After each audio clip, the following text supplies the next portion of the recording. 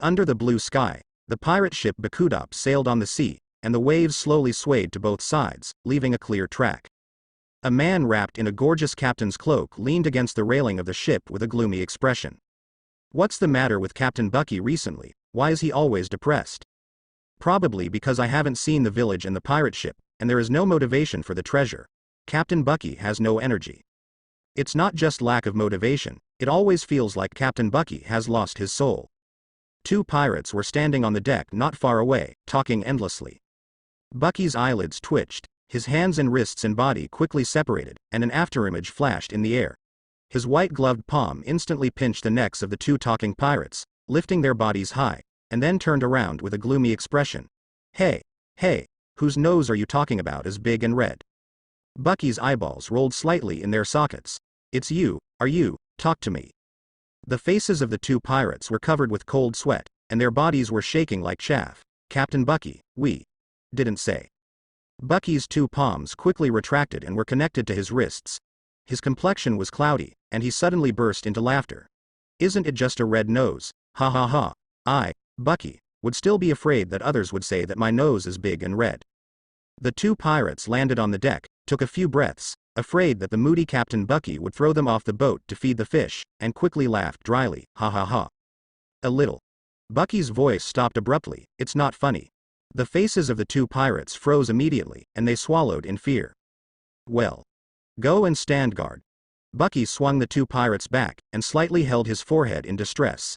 Ever since he crossed over, he always had auditory hallucinations. Ba was originally a college student who started a business with a loan. With his drive and insight, he devoted himself to the new energy industry and made a lot of money. Just when he was proud of his life and scolded Fang Chu, he suddenly passed through. The reason is that he fell asleep in a daze while watching One Piece's manga. When he woke up, he found himself turned into Bucky the Clown, a man who is said to have the luck of a king. This was half a month ago.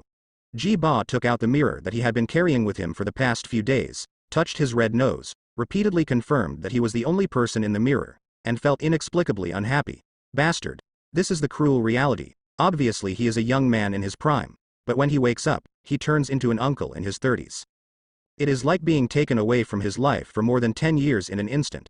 The key point is that if he crosses over to become a red-haired O'Reilly with a stylish appearance, it's still so-so, but Bucky looks like this. He grinned, trying to show a harmless smile to humans and animals, but it turned out to be a treacherous and sinister face. He sighed depressingly. This should be natural, so I can't complain at all. In fact, these are not the crux of the problem. The most important thing is that Ba snatched the original owner's body, and at the same time fused part of Bucky's memory and personality. Therefore, sometimes he can't control his temper. Just like the auditory hallucination state just now, I always feel that others are discussing some strange things, and I can't help but feel an evil fire in my heart. This sequelae has affected me for half a month. At first, I would have a headache when I blow some sea breeze, but as time goes by, this symptom has improved a lot. However, because of the symptoms of soul fusion, he sorted out a lot of information in his mind. Now it is number 20 years after Roger was executed, and it is 1518 in the lunar calendar. It will be 2 years before Straw Hat Luffy sets sail. In other words, the plot of the original work has not been promoted by the Straw Hat. From this point of view, this is probably my biggest advantage at present. Unfortunately, there is no memory of One Piece in my mind. The reason is that Ralph Drew, the end of the Great Channel, is not qualified to step in as a trainee pirate. Even though Bucky followed Roger to the end of the Great Channel, he was left on board to guard the ship because of insufficient qualifications, but Bucky's memory was integrated. He can feel that this guy is obsessed with the great secret treasure. Regardless of whether he was affected by this personality or not, since he came to this world, Ba decided to set his goal on Ralph Drew, to find the big secret treasure that all pirates dream of and the truth of the world. However, compared to those blind and arrogant East China Sea pirates in the original book, Ba is much calmer. After accepting the reality in the past half-month, he is already planning his future actions. First of all, there is the issue of the core. Taking the Creek pirates as a reference, although this idiot has 5,000 men and 50 pirate ships, he was killed by Hawkeye in only 7 days after arriving at the Great Channel, and he was routed out of the Great Channel. This shows that the number of pirates cannot make up for the quality. At least in the East China Sea, it is absolutely difficult to find a team of high-strength fighters. In this regard, Ba is more inclined to have an elite crew. instead of recruiting a lot of ordinary pirates to be experienced babies for the enemy. Today, there are more than 40 pirates on this Buggy, and the food and drink consumption and gold coin rewards accumulated by the pirates every day is not a small sum. The way to obtain wealth and food is nothing more than plundering villages and resources on enemy ships, but if you continue to recruit pirates, all kinds of burdens will be heavier. In the original book, in order to continuously expand his pirate group, Bucky plundered the wealth and searched for treasures in various towns in the East China Sea. But most of all, as a good young man in the 21st century, Ji Ba has no interest in plundering villages and towns, bullying the old and weak, women and children, and even a little disgusted. Therefore, the problem of supply becomes very important. Captain Bucky, it looks like Carey Island ahead. The pirate sentinel standing on the mast shouted loudly with the binoculars in his hand. Bucky's upper body was separated and suspended in the air for a wider field of vision. There are dense houses on the island in the distance, and it looks like there are several large-scale villages. A few cargo ships at the docking port can be seen from a distance, but the pier is very deserted, like the off-season of trade, and there are not many hard workers. He issued an order. Get ready to furl the mainsail and find a port to drop anchor. The skull on the mainsail is too eye-catching, which is not conducive to his next movements. Yes. The pirate on the ship immediately agreed. Captain Bucky. The door of the cabin was opened, and a man with a cold face came out. We think that we should plunder the villages and towns on the island with great fanfare, so that it is in line with the style of our Bucky pirates. The person who came was wearing a blue and white plaid scarf and a lengthy cloak. His hair covered his left eye. He leaned against the wall with his arms crossed over his chest. Kabaji. Mochi, the animal trainer standing on the upper deck, spun 360 degrees in the air and landed lightly on the deck. Do you want to question Captain Bucky? Before he finished speaking, the huge lion Li Ji jumped down with a wow, and pressed his butt on Mochi's body, and then looked around in a daze. Bastard Lakey. Mochi said weakly with eyes rolling and trembling body. Li K looked down. The lion's face was covered with cold sweat, and he moved away cautiously. Dong dong dong. Li Ji clutched the 3-layer bag on his forehead aggrievedly, and then Mochi withdrew his hot fist, and asked Kabaki. Captain Bucky naturally has a great plan. You one-eyed dragon actually questioned Captain Bucky's words. The corner of Kabaji's mouth twitched. White-haired monster, who are you talking about? I'm talking about you, a handsome guy with a cape. What do you mean with the hat with the round ears? What do you think I mean? Do you want to fight? You bastard. The gunpowder was soaring as the two talked, and the swords were on the verge of breaking out. Bucky watched from the sidelines and nodded solemnly. Well, the atmosphere is better than imagined. All the pirates watching. How is the atmosphere so good? Mochi, the animal trainer, is the vice captain of the Bucky pirates. Kui Kabaji, the chief of staff of the Bucky pirates. These two guys belong to the level of dragons in the original book, but in fact they were already the strongest combat power on this ship besides themselves. Compared with the image in the original book 2 years later, it seems a little immature at present, but it has a certain degree of plasticity. Bucky has decided to finish the next order, save enough funds, and immediately take the pirates on board to find the island's submerged cultivation, to improve the strength of himself and the entire fleet, to meet the challenges ahead. His eyes are not just a small East China Sea. There is still a distance of 300 meters from the town's port. The mainsail is furled, and it is estimated that it will take 4 to 5 minutes to sail with a small sail to reach the shore. Bucky looked at Kabaji and said, "Let me ask you, what is your dream?" The two stopped arguing and looked at Bucky one after another. Mochi's nose spit out a stream of snot. What is the dream? Captain Bucky. Why do you ask such a question? Kabaji leaned against the wall. Even if he was an acrobatic swordsman, there was a hint of romance of a swordsman. He shook his hair, in order to find unrestrained freedom. In his previous life, as a speculative entrepreneur with a plan and purpose, Bucky's ability to deceive and sophistry is not weak. His eyes flickered, and he said in a deep and emotional voice, "The dreams of human beings will not disappear with time, on the contrary, they will become more and more profound as the years pass, like the mellow aroma of winemaking, and finally let the heart and body fly in the dazzling dawn. Among them, a person without a dream is like a walking dead. Even if he is alive, he will lose the luster of life. Do you want to know what my dream is?" The two shook their heads in unison. Asshole, cooperate. Bucky rearranged his emotions. My dream is to become the One Piece and find the legendary secret treasure. And you are the animal trainers and swordsmen under the future One Piece, so you must also become the #1 animal trainer in the world. Master and #1 swordsman. Listening to the beautiful blueprint and endless reverie that Bucky suddenly gave them, Mochi and Kabaji couldn't help yearning, and murmured to themselves. The world's #1 animal trainer, swordsman. Bucky showed a very sinister smile. No matter what, let them plant a seed of hope first, then germinate and blossom, and turn it into a driving force for continuous practice, so as to lay a certain foundation for the great journey in the future. And, after diverting their attention, they shouldn't worry about why they changed their previous behavior. Pirates around. Hey, what does this have to do with sailing and docking? It shouldn't matter. Bucky was furious. Who's talking about my red nose? A few minutes later, the Buggy docked. Compared to flaunting the fangs of the pirate flag, this kind of low-key docking is much more friendly. The fishermen on the shoals just looked around casually and continued to fish with their nets. The first team went to the town to buy enough food and fresh water. The second team went to buy weapons and equipment. Mochi was in charge of keeping the boat guarded. Kabaji and you guys followed me. After the explanation, Bucky took Kabaji and a group of young people off the pirate ship. Captain Bucky. Kabaji said coldly, I see, you want to hide your troops in this town to dispel their worries, and wait until the night is dark and the wind is high. Then take the opportunity to sneak attack. That's right, it's strange that you said it very. Bucky gave him a shudder. Don't be self-righteous. In fact, burning, killing, and looting can quickly grab wealth, but Bucky doesn't want to do this. Based on his disgust, he also has disdain and willfulness in his bones. Giali Island is the same as the usual islands in the East China Sea. There are 4 villages on the island. Since the establishment of a port on the east coast 100 years ago, the Aborigines on the island have focused on the development of trade. Since then, merchant ships have flowed through this place every year, and the Aborigines on the island have more frequent exchanges with the outside world. This group of Aborigines gained wealth and labor by selling the rare aquatic specialty carry fish on the island, and greatly improved their living standards.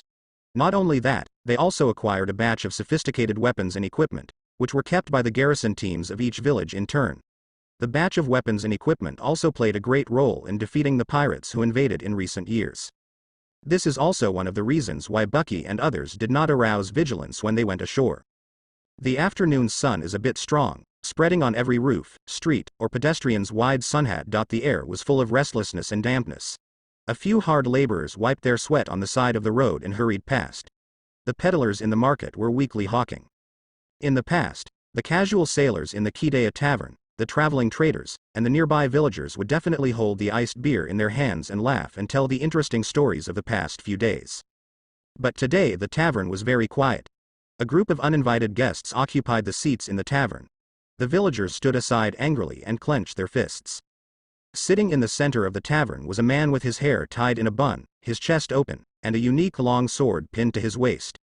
The clogs on his feet were stepping on the head of an unconscious young villager, and his eyes were on the back of the bar. The old man said in a strange way, Mr. Chris, for the sake of our cooperation in the past, I allow your village to pay 10% less monthly payment than other villages. The old village chief Chris adjusted his presbyopic glasses and tried to persuade the other party. Your Excellency Tavern, we used to work together to repel the pirates. I think we don't have to talk like this. Tavern sneered. I used to cooperate with you because those pirates stepped into my territory, not for other reasons. Old guy, don't be too sentimental. Chris glanced at a barrel of wine from the corner of his eye, and said sternly, no matter what the attitudes of other villages are, our Kidea village will not surrender to your bandits, nor will we pay the monthly payment. If you snapped. Before he finished speaking, the door of the tavern was pushed open, and the bandit guarding the door was hit hard on the back of the head by the door, and fell to the ground, losing consciousness. Little ones, I, Captain Bucky, will pay for all the drinks today. Let's drink to our heart's content. Oh. The little guys shouted excitedly, long live Captain Bucky. Immediately, everyone in the tavern was attracted by the red nose at the door in the crowd, and the conversation stopped abruptly. Bucky immediately noticed that something was wrong with the atmosphere in the tavern, but he didn't care. It stands to reason that as long as there is no conflict of interest with the village, nothing will happen. Bucky sat down at Tatadan's table. Boss, bring up your strongest drink. Boss, what are you doing there? The old village chief Chris didn't move, but Tatadan narrowed his eyes dangerously. Are you a pirate? The surrounding atmosphere became depressed, and Bucky poured himself a glass of water. Yeah, I'm a pirate. Hey, these are pirates, each with a ridiculous face. Tatadan grabbed the water glass in Bucky's hand and smashed it into pieces. We are bandits, Great bandits, we are not comparable to you group of low-level pirates, you group of dregs of the sea will immediately get off this island. A group of bandits around suddenly pushed up the knives at their waists, revealing a cold light, and they looked at Bucky with grinning faces. What if I say no? Bucky had a sinister, sly smile on his face. Swish. Tavern quickly pulled out the long sword pinned to his waist, and slashed out in the blink of an eye. A snow-white light like cherry blossoms lit up in the air. A meticulous line suddenly appeared on Bucky's neck, and it was separated from his body in two, and his head fell powerlessly on the table. Tavern was not surprised by Bucky's death, not because the opponent was too weak, but because he had absolute confidence in the knife in his opponent's hand. This is what will happen to you. The so-called pirates are a group of ignorant and weak guys, so vulnerable. Tavern looked at the pirates at the door with disdain, and said threateningly, "Look, the captain of you scumbags has been appointed, and you helpless bastards want to die as ugly as him? Our leader is Tavern with a bounty worth 5 million, but he is an invincible existence. Get out of our territory, you sea monkeys." The surrounding bandits echoed aggressively. The pirates standing at the door had their eyes buried in the shadows, smiling sinisterly, without any sorrow or surprise. Why did they laugh so happily when their leader is dead? No. Tata Shan was alert, but suddenly there was a sharp pain in his chest, and a dagger silently penetrated into his back, piercing through his body. What's going on? Tavern spit out a big mouthful of blood suddenly from the corner of his mouth. Watching the scene in front of him, his pupils suddenly narrowed to the size of pinholes. I saw Bucky's head suspended in the air, and then he grabbed the head with his hands and pressed it on his neck. The head and body were brought together. There was no scar on the neck and it was intact. There was a sinister and cunning smile on his face. Pirates are not weak guys. Compared to you bandits who are self-confident, short-sighted and arrogant, pirates are existences that make the world tremble. Captain Bucky. The pirates at the entrance of the tavern let out a deafening roar, and raised their weapons in unison. You mountain monkeys, we are pirates. Devil. This guy is a devil. The bandits around saw Bucky's resurrection with their own eyes, their jaws began to tremble, and their faces were extremely frightened. No, it's impossible. You bastard, you must have used a trick to cover your eyes. Tavern endured the pain in his chest, clenched the long sword in his hand, and slashed at Bucky angrily. The sword light flashed like pieces of cherry blossom petals. Bucky's body was instantly cut into more than 10 sections, but the sinister voice still sounded in the tavern. It's time for this boring game to end. 8 daggers suddenly appeared in his hands, and his hands shot out quickly, cutting a hole in the opponent's fragile throat before Tavern could react. Then, I will accept your 5 million Bailey head. Tavern's muscular body fell into a pool of blood, clutching his blood-splattered throat and struggling continuously. To the end of his life, he could not believe that the pirate he had always looked down upon actually ended his life. Are your heads worth anything? Bucky stared at the trembling bandits around him, showing a sinister and cunning smile. Help. The bandits around felt that they were being watched by evil spirits, and ran out of the tavern. Little ones, bring 5 million Baileys to the boat. Bucky did not stop the bandits from escaping, kicked the dead Tavern, and picked up the long sword and scabbard from his waist. As a speculator in his previous life, Bucky was never afraid to take the first step, and the first time he killed did not have the blood or any discomfort as imagined. It was as normal as eating and drinking water, probably because of the integration of Bucky all the combat experience and experiences in memory. But his actions were not so simple in the eyes of the surrounding villagers. This pirate actually killed the notorious bandit Tavern on Giali Island as simply as killing a chicken. Hey, what's going on with him? Is this guy really a demon? Why is his body torn apart? The old village chief Chris looked at the knife in Bucky's hand, then pushed his reading glasses, and said in a low voice, "This guy is a devil fruit power user." Boss, you know a lot. Bucky poured half a bottle of wine on the table into a bowl and took a sip. In the past half a month, he has gotten used to being a pirate and releasing stress. The way. Chris continued to explain.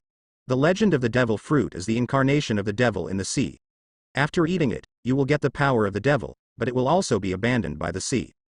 So that's the case, then this pirate is no longer a monster, but a human being who ate a devil fruit. The surrounding villagers breathed a sigh of relief, their eyes were no longer so scared.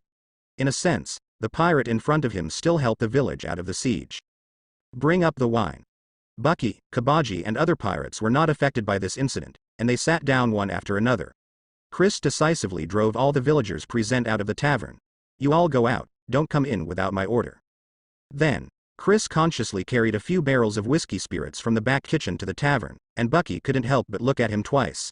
His steady steps, calluses on his hands, and steady breathing made Chris people can't tell that he is an old man in his 70s and 80s. Bucky withdrew his gaze, pushed the long sword on the table, and placed it in front of the acrobatic swordsman, Kabaji. Let's see what kind of sword this is. This knife. Kabaji noticed the sword in the bandit leader's hand just now, but his expression was even more shocking during the close contact, and he opened the scabbard with trembling hands and held it in his hand.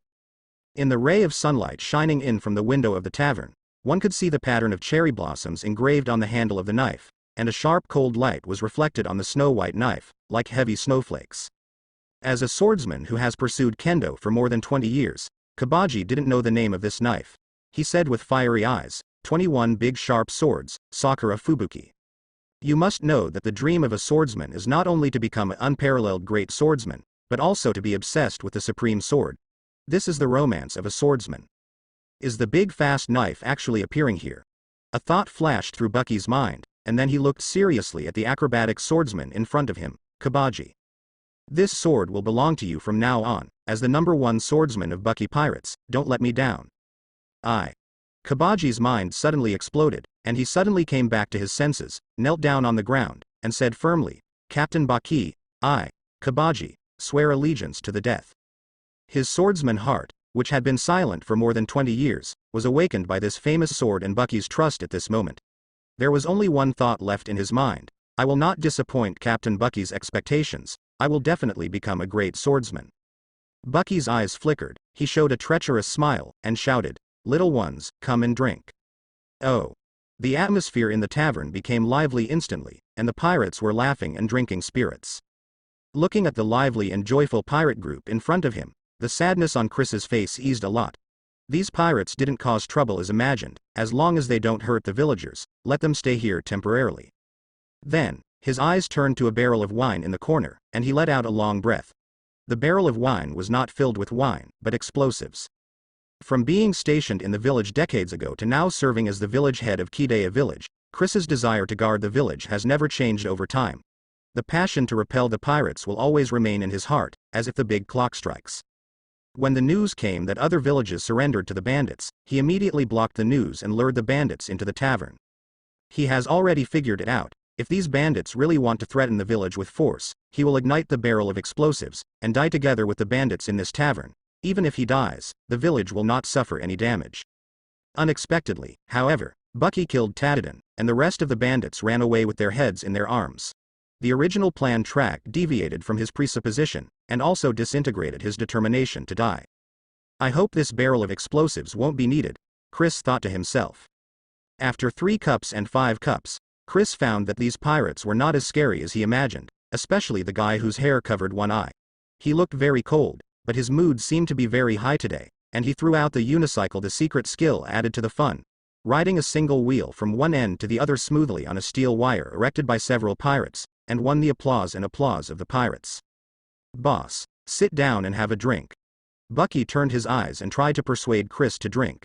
He already knew that the old man was the head of the village during the inquiring in the market just now.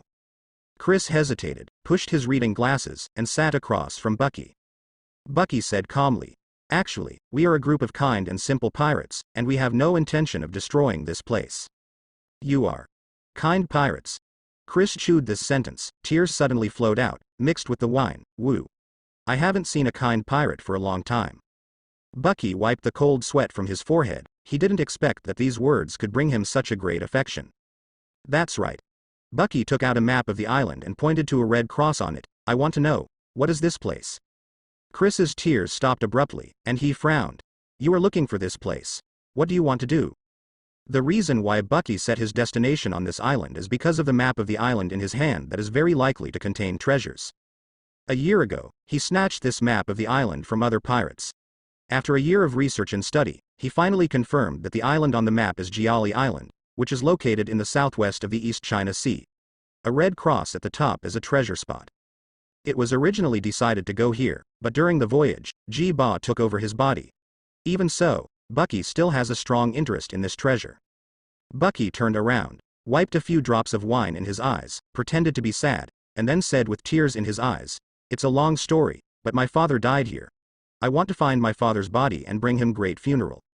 So that's the case. What a filial child. Chris nodded suddenly. How is it possible? How could your father be in the ancestral ruins on our island?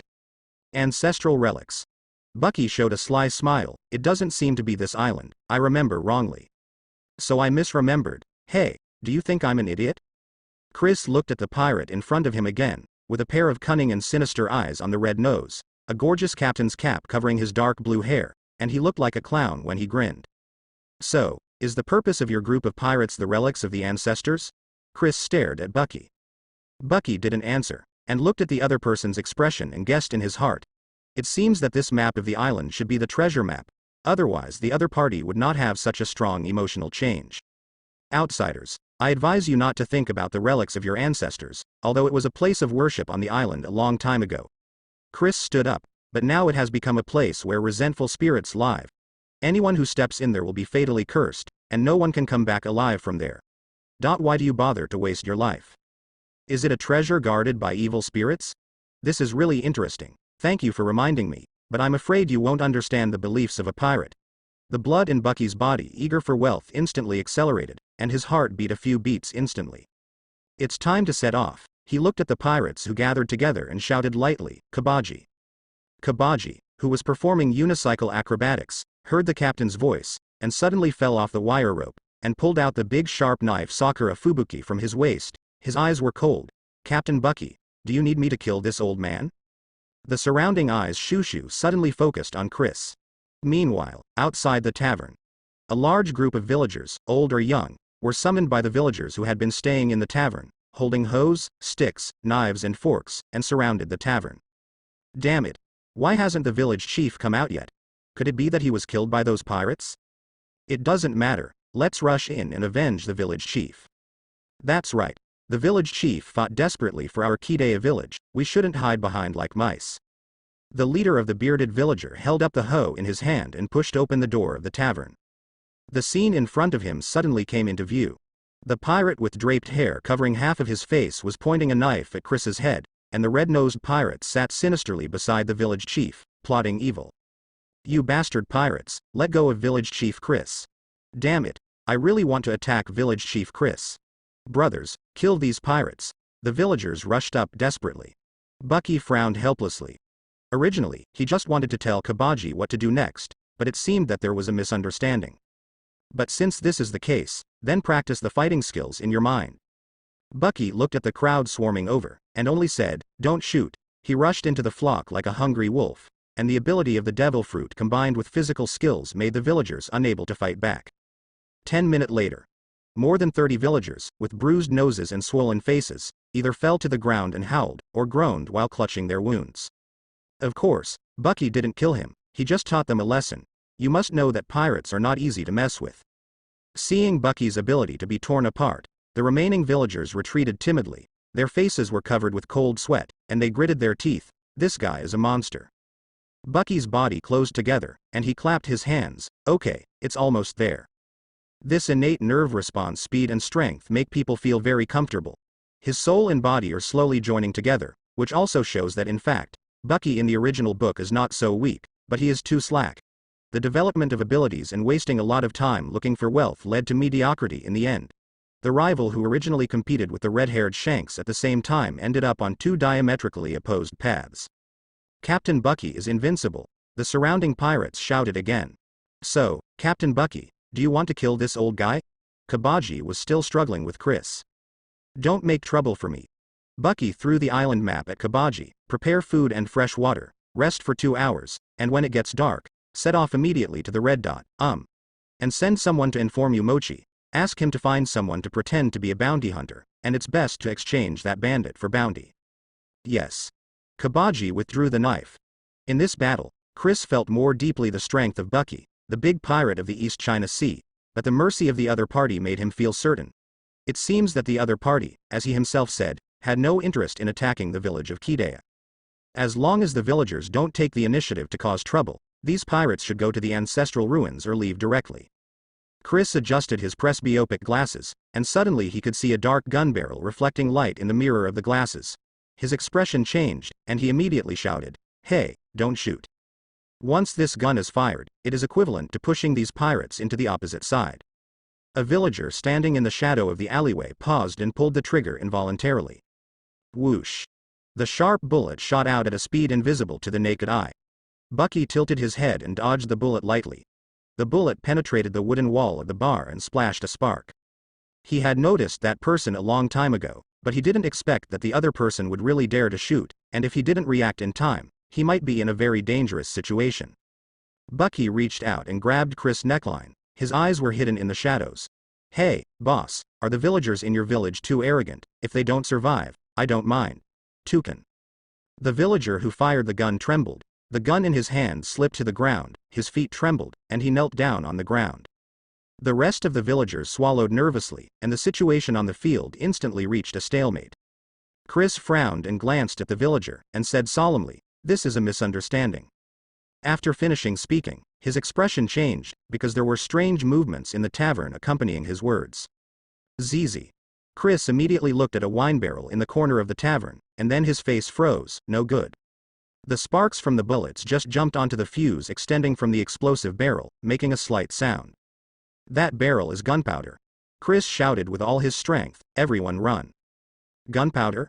Everyone present, including Bucky, looked back following Chris' voice, and their brains exploded. There is less than 10 centimeters left in the fuse. Even Bucky didn't dare to take it too seriously. According to his previous life experience, the power of a barrel of gunpowder can definitely blow up this house, and there are wine barrels filled with spirits all around. God knows what will happen if he stands in the center of the explosion. End. Everyone ran outside frantically, as if there was a god of death with a sickle chasing behind them. As long as they ran a little slower, they would harvest their lives. Boom. The gunpowder exploded, and Bucky grabbed Chris by the collar and fell to the ground. The huge flame heat wave mixed with the huge impact force pushed everyone away by more than 10 meters.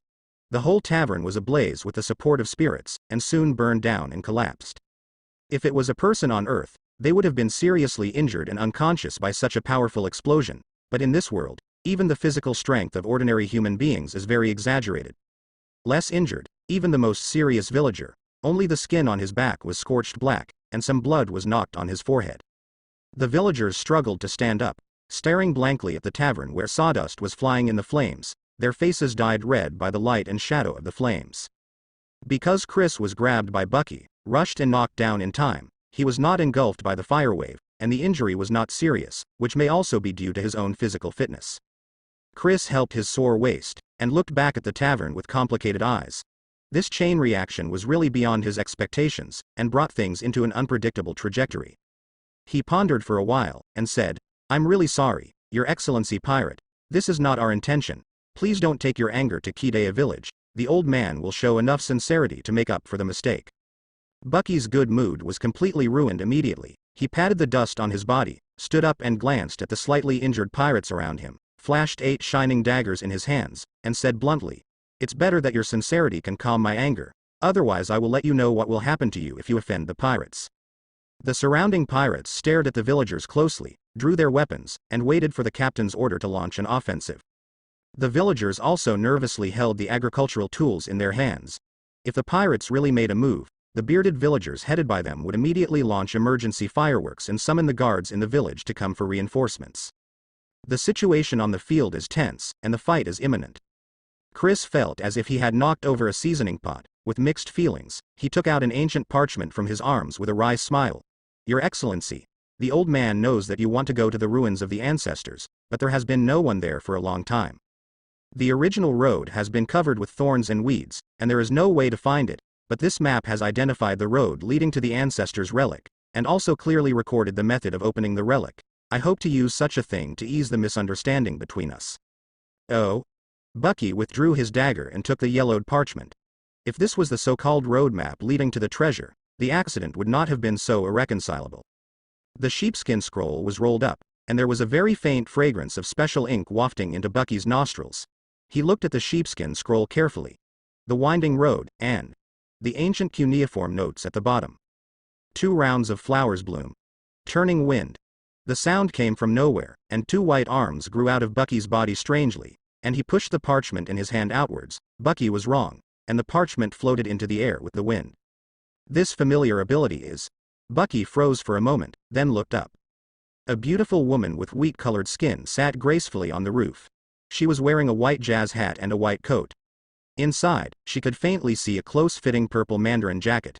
She was carrying a small purple backpack, against the flaming tavern in his eyes, as if recalling what happened 20 years ago. A trace of unfathomable sadness flashed from time to time, and he murmured, "It's really a gorgeous fireworks."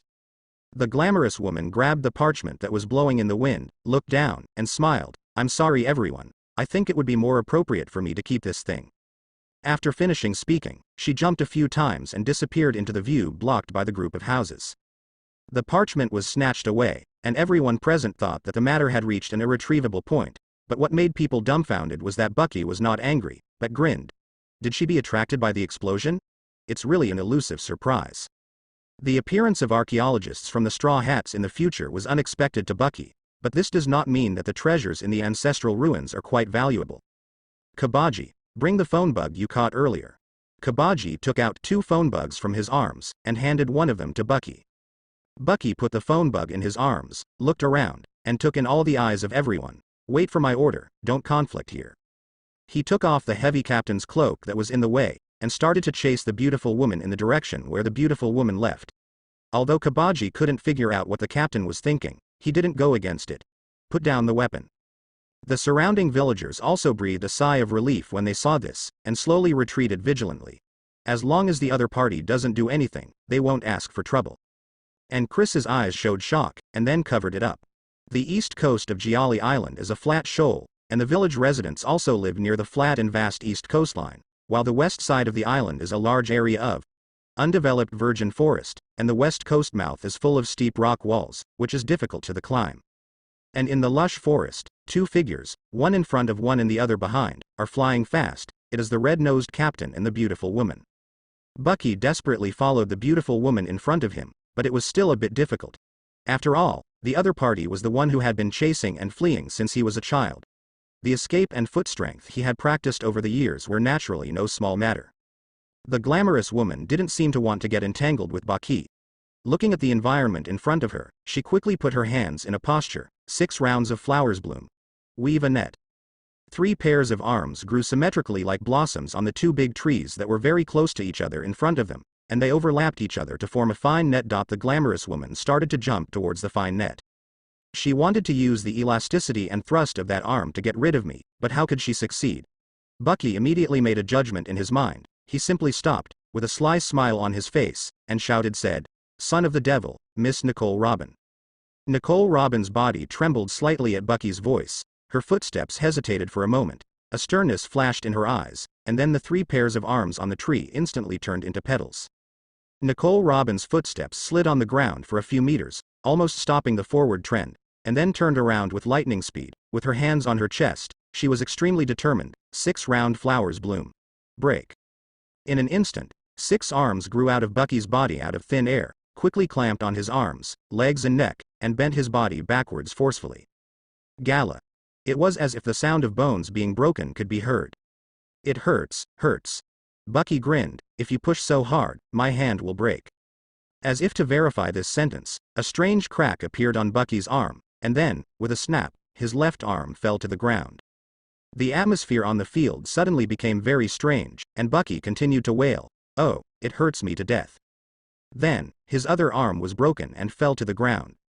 Robin stared at the arm that fell on the ground, was stunned for a moment, and took 2 steps back vigilantly, but put on a calm smile on his face. "Hee, Mr. Red Nose. How did you know my name?" Bucky, who was still howling, suddenly regained his vitality, and said angrily, "Don't call me Mr. Red Nose, I'm Bucky." Robin smiled lightly, and tied Bucky's body even tighter with Wawagwo's ability. "Okay, Mr. Red Nose." Well, Miss Robin, why should such a romantic first meeting be like this? Wouldn't it be nice to sit down and drink 2 cups of delicious black tea, and talk slowly? G's head was twisted at 90 degrees, but he still tried his best to express his emotions and said to the sky. "Thinking about it this way, it's really a romantic encounter, Mr. Red Nose. Your idea is really exciting." The faint smile on Robin's face remained the same, but it looked a little panicky. "What a black-bellied guy," Bucky murmured. His whole body was torn apart, and his 6 arms turned into petals and scattered in the air because they had no support points. Bucky's body was reintegrated together, showing a smile that looked very sly at any time. You are too rude, Miss Robin. Devil fruit users. Robin didn't show much surprise on her face, as if she had expected this result. She said calmly, "Are you chasing me here to hand me over to the government? Get my bounty?" "Neither. My purpose is the same as yours, which is the ruins." Bucky bowed gentlemanly, a little messy, but he didn't care. "I see the esoteric and complicated text under the parchment scroll. I don't understand, but if it's you, you should be able to understand. Why don't we use each other's power to become temporary partners and go find the relics of our ancestors?" Partner. It's really interesting. Since you know my name, you should also know that I am a devil's son who survived the betrayal of countless companions, a woman who walks in the dark. Robin smiled half-smile, eyes flickering a little bit of self-mockery. Anyone who has read the original book knows that Robin's life experience is actually very pitiful. His hometown of O'Hara was wiped out after the Navy launched the demon slaying order. In just a few minutes of contact, Bucky more intuitively felt the sadness and loneliness emanating from the other party, or a unique temperament. Bucky smiled. "I don't care about whether you will betray the process, but the final harvest. As a pirate, what I need is treasure and wealth, but I think what you need is not these vulgar things, but more interesting. I don't think we will have any conflicting points of intersection, driven by no interests. You probably have no reason to betray, and neither do I." Robin was taken aback when she heard this. It was the first time she heard someone speak so bluntly, without concealing her ambition. Bucky continued, "Why should we be enemies if we can be friends?" Robin chuckled. "Mr. Red Nose, you are such an interesting person. If you cooperate, I have no objection." Bucky. "Don't call me Mr. Red Nose." Robin. He. Okay, Mr. Red Nose. Sure enough. Is she born with a black belly? Finally, under the premise of the same goal, Bucky and Robin reached a short-term peaceful coexistence agreement, and temporarily cooperated before exploring and completing the ancestral ruins on the island. Bucky glanced at Robin, who was a little taller than him.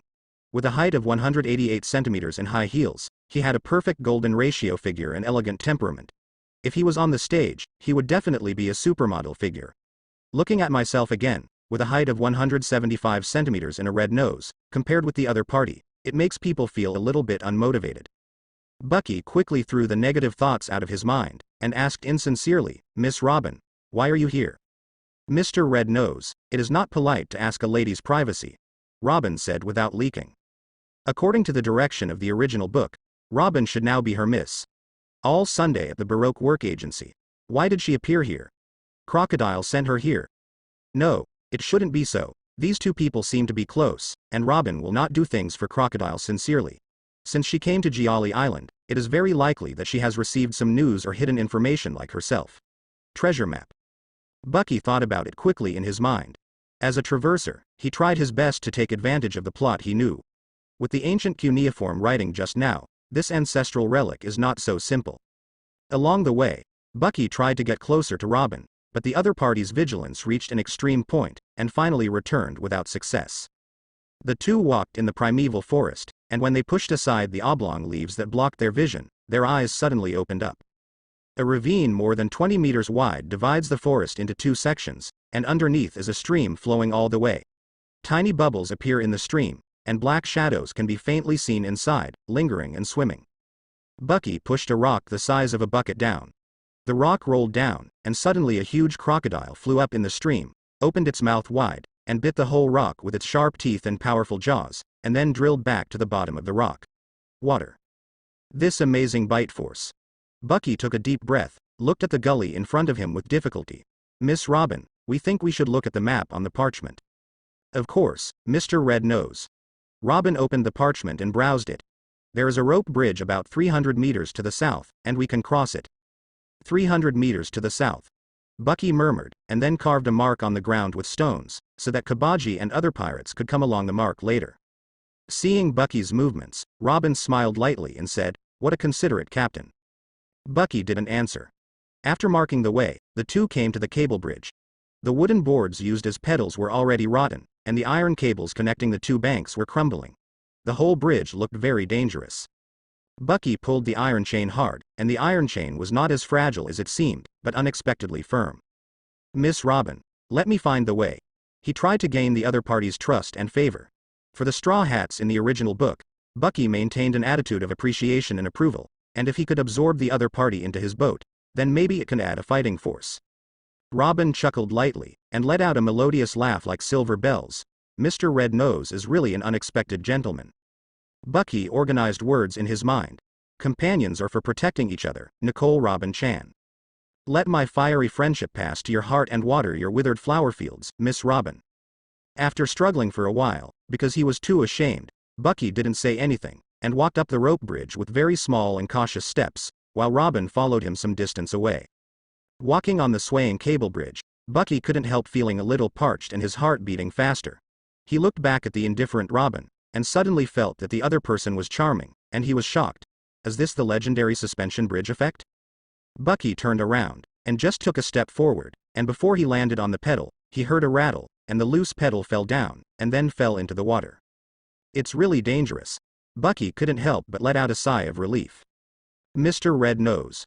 Robin looked at Bucky solemnly. If you fall, the crocodiles below will be divided into several steaks, and the blood will be splashed on the fresh steaks like tomato sauce, tempting the crocodiles' appetite. Bucky suddenly seemed to be poured by a basin of cold water from the top of his head, and instantly cooled down to the soles of his feet. The charm in his heart disappeared, and his face darkened. Don't say such a terrible thing. Even though the current position is different, Bucky still hopes to be able to make friends with the other party. Of course, it is not a relationship between a man and a woman now. As for love at first sight, it is impossible, and it is impossible in a lifetime, and he will not confess his love, so he has to rely on the drawbridge effect to maintain it. The heart beats faster like this. Far away.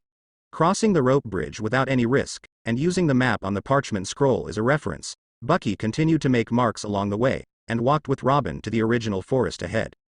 The trees in this section of the lush forest are more dense and towering, covering the sky and the sun, and only the sunlight penetrating through the mottled shadows of the trees can barely illuminate the road ahead.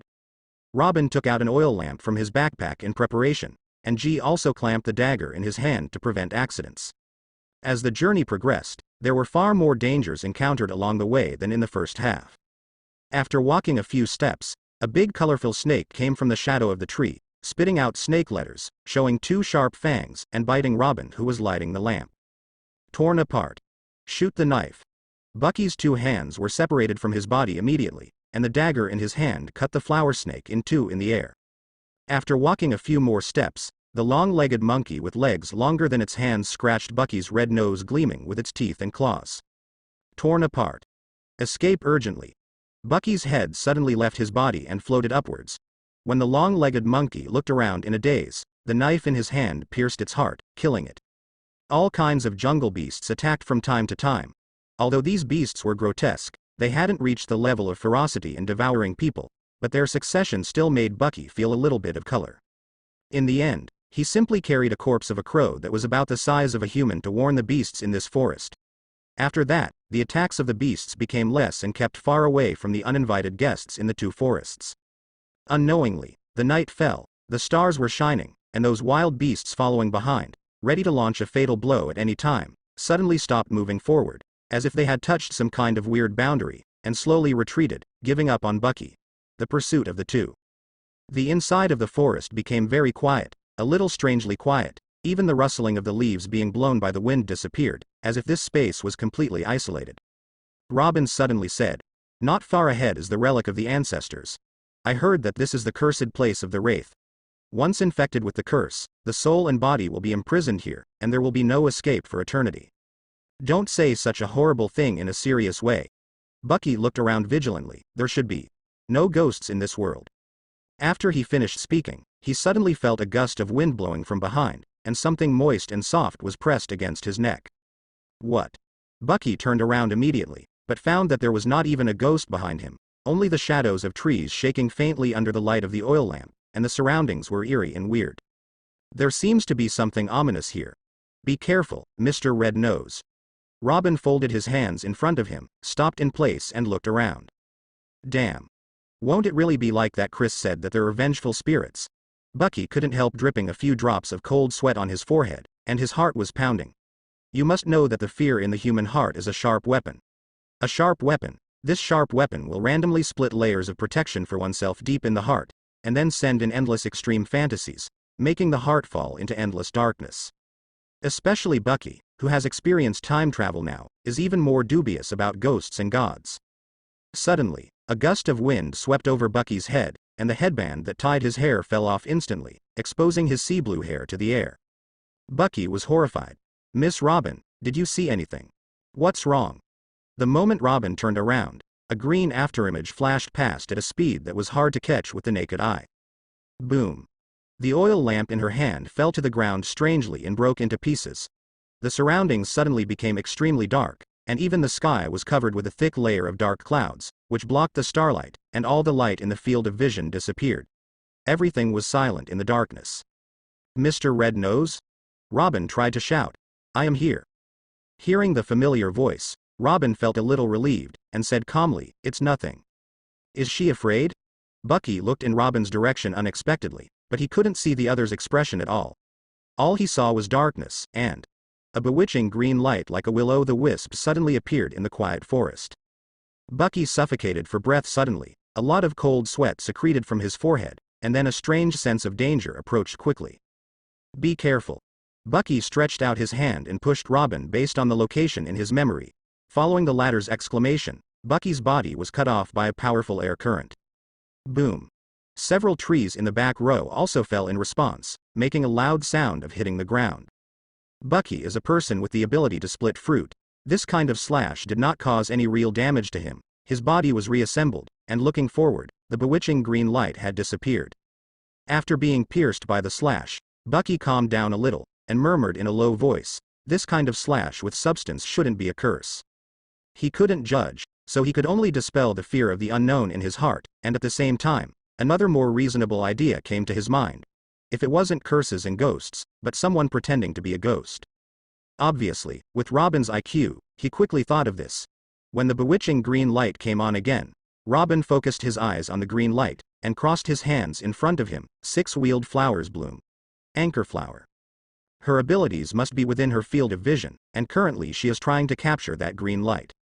In the quiet jungle, I didn't hear any strange sounds, only the bewitching green light disappeared quickly, and there were rustling sounds in the jungle, as if someone was hiding. It has a body. As a Wawagwo ability user, Robin's arm can feedback touch, and she got a very crucial piece of information in the trial just now. Hearing Robin's words, a thought flashed across Bucky's mind. If someone was really pretending to be a ghost, it was probably Chris, the old village chief of Kidea village. Before, he deliberately said that the ancestral ruins were the land of wraiths in order to confuse the public, and the parchment map he gave may also be a long road away from the ruins.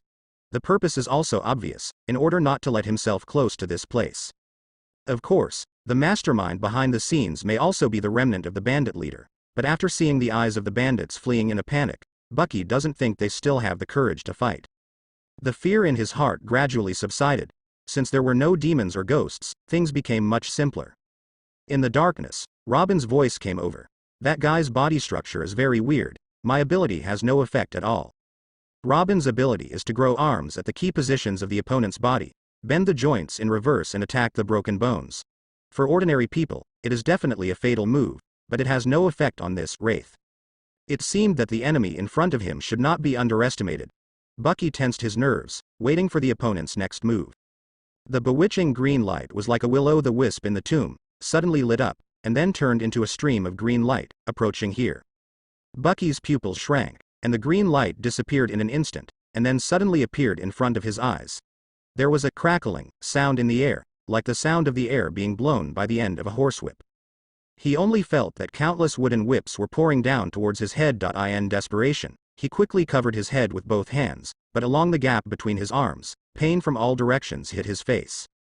There is no pain as imagined, no. As if he had discovered something, Bucky opened his hands suddenly, and the split fruit was activated.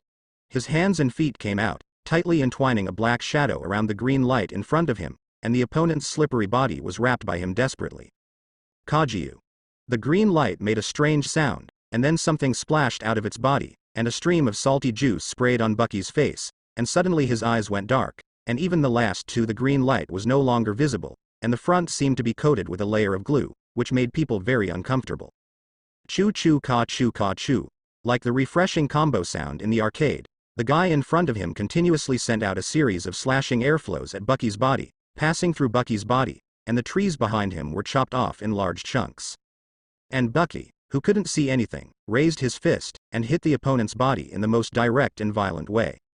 The dark clouds in the sky were gradually blown away by the wind, and a round of jade plates and dots of stars were hung in the sky again, and the light faintly illuminated the situation in some forests through the mottled tree shadows. Bucky, whose face was full of black juice, exhausted a lot of strength, and finally pressed the guy in front of him to the ground. If it wasn't for the fact that this guy's slashing was ineffective against him, I'm afraid I would have to explain it here today. Octopus. He wiped the ink on his face, and saw the guy suppressed by him with black lines all over his face. What was in front of him was a thing that looked like an octopus. The captain of the dignified Bucky pirates actually got into such a fight with an octopus. If it gets out, the reputation of the big pirate in the East China Sea will be abandoned. Robin relighted an oil lamp to get rid of the darkness in front of her eyes. She observed the octopus in a serious manner. The green tentacles looked like vines, and the two tentacles that were thicker like feet were underneath. More exaggerated than tentacles, it is more like the shape of human feet.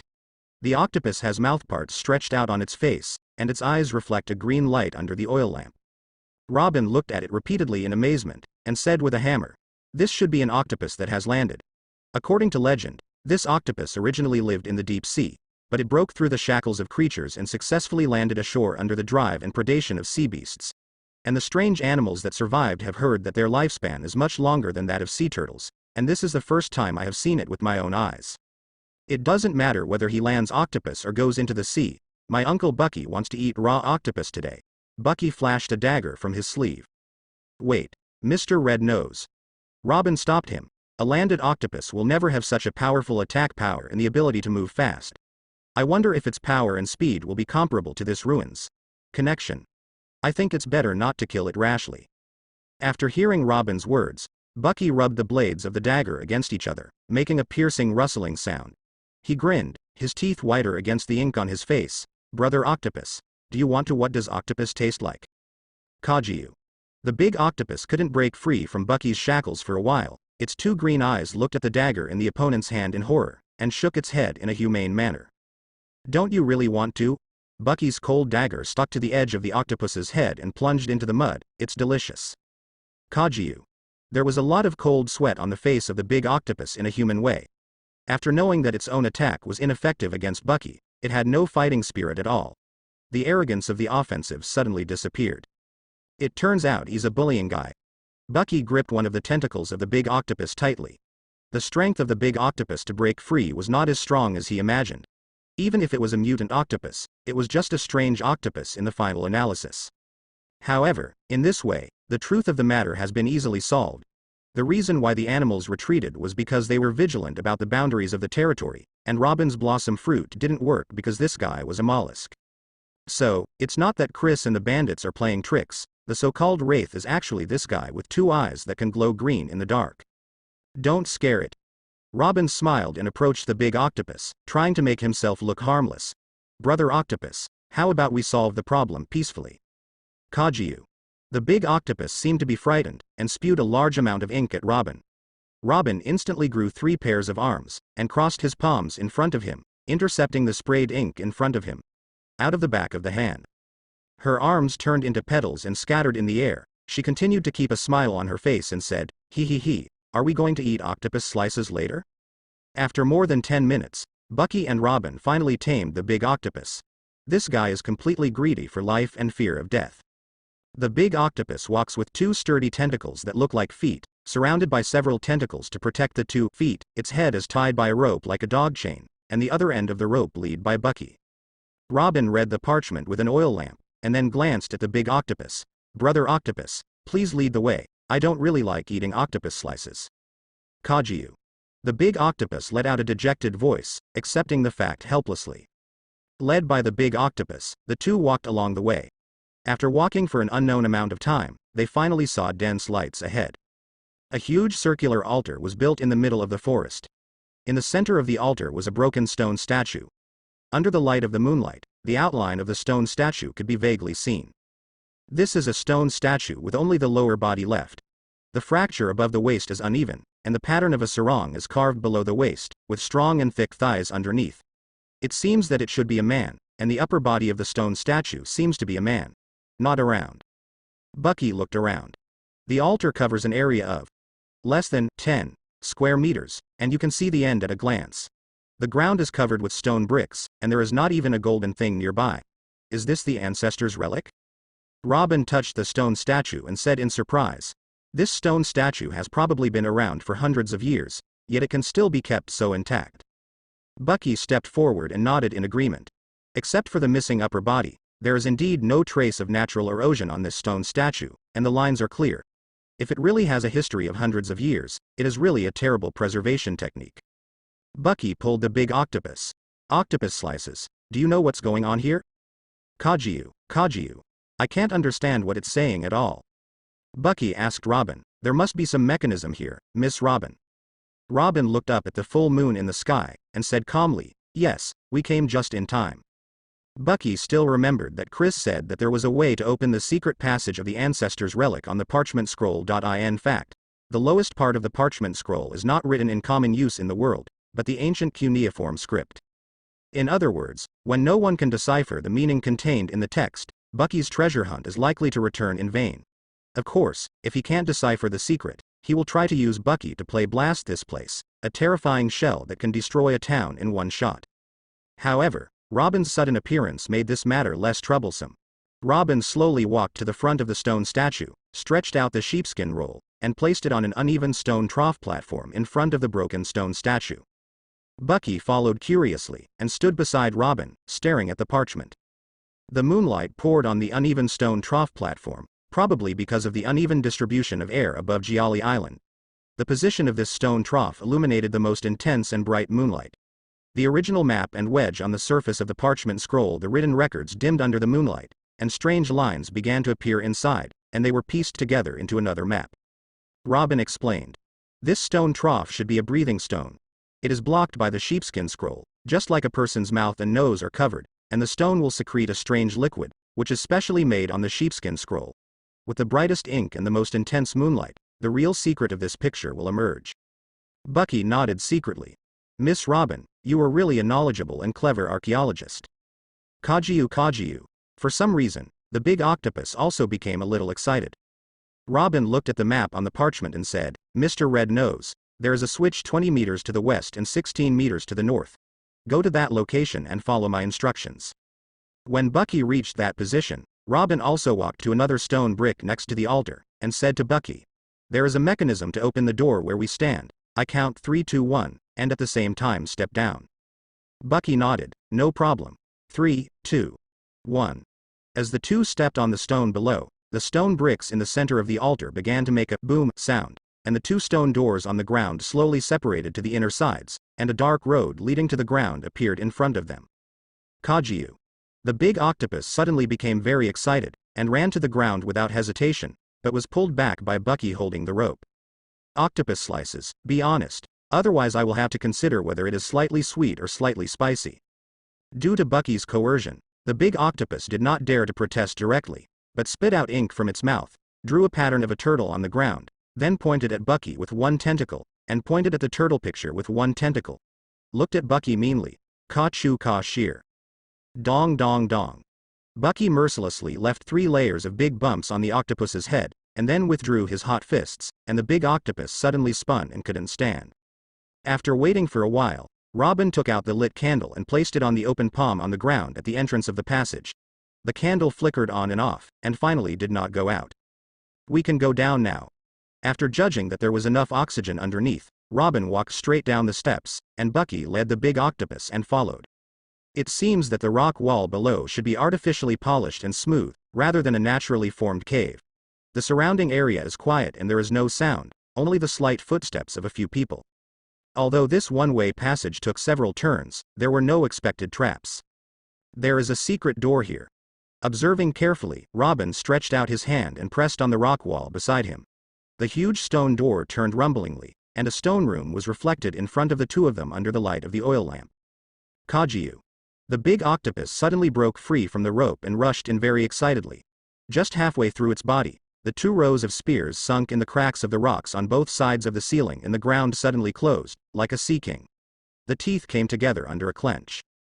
The big octopus moved quickly, doubling its speed suddenly, and escaped the moment the spear closed. It let out a few human-like breaths. Kajiu kajiu. Gragra. The spear moved mechanically to its original position, and slowly retracted into the crevice of the stone. Looking at the behavior of the big octopus, Bucky was confused. This big octopus didn't seem to be familiar with this place. Could it be that the power on it didn't come from here? Robin raised the oil lamp, but the faint light was not enough to illuminate the darkness in the stone room. Miss Robin, give me the lamp. Bucky took the oil lamp in Robin's hand, and separated the palm holding the lamp, carefully hanging in the air and leaning towards the stone room. The palm moved in the air, illuminating the surrounding stone walls one by one, and there were no engraved words or images. Looking at the ground was full of pits, and it was impossible to see where there was a trap. The entire stone room was scoured by lights, and there was no trace of golden treasure. It was an empty room. During this process, the big octopus also moved its head attentively following the light in Bucky's hand, and finally showed a dejected expression on its face. There's nothing. Why do you need to set up a mechanism? It's really strange. Bucky withdrew his hand without interest, and returned the oil lamp to Robin. Robin followed Bucky's words, and explained Bucky's confusion as he walked. The stone chamber here has a long history, and it is likely that the aborigines of that era set up traps to lure invading enemies. Of course, it is also possible that the treasure inside has been looted by the invaders, so it has become an empty room. There were not many changes in Robin's expression. She was not a person who easily showed her inner thoughts, and she continued to lead the way cautiously with an oil lamp. The two walked in the passage with an octopus, and soon saw a half-stone statue lying on the ground. Looking closer, it looked like the upper body of the broken stone statue in the altar. The stone statue looks like a muscular man with a harpoon in his right hand and his left hand on his chest. His face is densely haired and looks very wild. Robin squatted down, looked at the half of the stone statue repeatedly, and pondered for a moment. The upper body of the stone statue outside. How did it appear here, Mr. Red Nose? What do you think? Bucky glanced at the unresponsive big octopus, and said, "It looks like it was placed here on purpose. Keep going. Maybe there will be an answer ahead." N. Robin responded softly, stood up, and walked forward slowly. The two walked very cautiously and at a slow speed. The journey that originally only took 2 to 3 minutes took nearly 3 minutes, and they did not encounter any traps along the way. At the end of the underground passage is a stone wall. After finding the switch, Robin reached out and pressed it. Boom! The huge stone wall opened in response to the sound, slowly merging into the interlayer. Looking at the moving and rotating stone gate, Bucky couldn't bear the excitement in his heart. There should be treasures inside. You must know that pirates do not have a stable rear base to provide maintenance costs and daily expenses, so most pirates rely on plundering villages and towns to replenish supplies and become maggot-like existences. If there are treasures of sufficient value in the stone room to solve these cost problems for Bucky, then entering the great route will be much smoother. Finally, all the stone gates were merged into the mezzanine, and there appeared in front of them. Navy. No. To be precise, it was a skeleton wearing a navy cloak sitting on the steps facing the door, with its arms resting on its leg bones and its head hanging down. It was unknown how long it had been dead. After seeing the whole picture, Bucky breathed a sigh of relief. This guy is weird. Kajiu. The big octopus produced a huge force out of thin air, and Bucky was accidentally dragged to the ground by it, and the rein was thrown away. When Bucky stood up again, he saw the big octopus knelt down in front of the skeleton, making a sad and somewhat strange sound, as if trying to release and vent his emotions. Its lonely and painful voice echoed in the huge stone room. It sounded funny, but it made people laugh. Bucky looked at Robin, and the latter also looked over in surprise. The two looked at each other. The behavior of the big octopus was somewhat unexpected but reasonable. This big octopus not only knew the Navy, but also I am afraid it is also closely related to the latter. With the lessons learned from the stone room just now, in order to avoid stepping on the mechanism trap, the two walked very carefully, and then used oil lamps to light the torches smeared with grease on both sides of the wall. All 4 torches were lit, and the entire stone chamber was suddenly illuminated. Looking around, this stone room is the same as the passage just now. There are no organs on the ground in the top wall. There are 3 steps leading up to the front of the door. The skeleton is sitting on the steps, leaning on a soundstone tablet. Some ancient cuneiform characters are densely engraved on it. This steel. Bucky looked at the writing on it, and his heart skipped a beat. After all, the pirates who completed the great voyage with Roger are very sensitive to this kind of writing. Could it be that the steel is engraved with the text of history? Robin's expression became more excited, her body trembled slightly, she took a deep breath, walked up to the stone tablet facing the steps, stretched out her hand to touch the lines of words on the stone tablet, her eyes radiated joy, as if she was watching newborn baby. Treasures. Bucky calmed down, he has not forgotten his original intention of coming here, there may be some secret room here. He began to search around in the stone room. After half an hour, he almost turned the stone room upside down, but he didn't find any valuables or secret rooms. Could it be that the island map is not a treasure map, but just a storage point for this steel? Unwillingly, Bucky searched again, only 3 feet away from the ground, but there was still nothing. He suddenly felt the whole world full of malice. Robin found what he needed, and the big octopus also achieved its goal, but only he Bucky didn't get a smidge of it. Hearing the strange cry of the big octopus, Bucky felt a little inexplicably sour, and shouted, "Octopus slices, don't cry, crying makes me very upset." Hey! Although the big octopus was sad and tears kept overflowing from its eye sockets, it stared back with the 2 small eyes on its head without any sign of weakness, trying to put on a vicious look. Is this the cry that an octopus should have? The thoughts in Bucky's mind suddenly went astray, and the idea of wanting to teach the big octopus a lesson suddenly became less intense, and his mood became inexplicably bad. He lay down, paralyzed on the ground, staring blankly at the ceiling, a little depressed for a while. After a meeting. Dang. Robin seemed to have finished deciphering the cuneiform characters on the steel, and stepped on the ground lightly to Bucky's side. Bucky stared blankly away from his head, and suddenly his whole body trembled. This angle is very attractive. Looking up along his round and slender thighs, he can just see the strange scenery under the short skirt. Purple. Purple? Robin froze for a moment, and took 2 steps back, probably because of his wheaten complexion.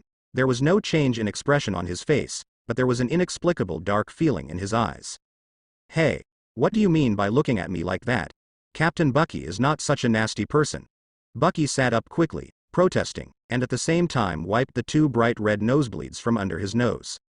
Seeing that Robin was indifferent, he hastily changed the subject and asked, "Is this steel a historical text?" Robin was a little surprised. "How do you know about historical texts?" Bucky shrugged. "I used to be a crew member on Roger's ship, and historical texts are no secret to me at all." "You are the crew member on the ship of Pirate King Goldie. Roger." Robin showed an incredulous look, and her breathing began to become rapid. "Then do you know the disappearing 100 years?" "I don't know."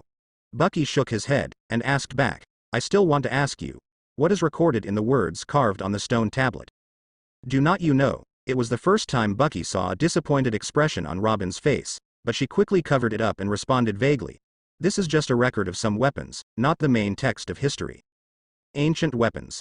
Bucky muttered to himself. From the beginning to the end, he didn't know what kind of existence this was, but since it is a taboo in the world, it must be able to change or even destroy the existence of the world's level. However, the resentment that he didn't harvest any treasures occupied his whole heart. Now Bucky has no interest in weapons or anything. Harvesting treasures and wealth, thanks to myself looking forward to it for so long, it turned out to be a boring imagination. His eyes followed Robin and landed on the skeleton with a lack of interest. The big octopus still made a strange cry. Robin circled around the skeleton, squatted down, took out a thick notebook from under the skeleton, and sat on the ground without any image. With the help of the light from the torch, he browsed slowly.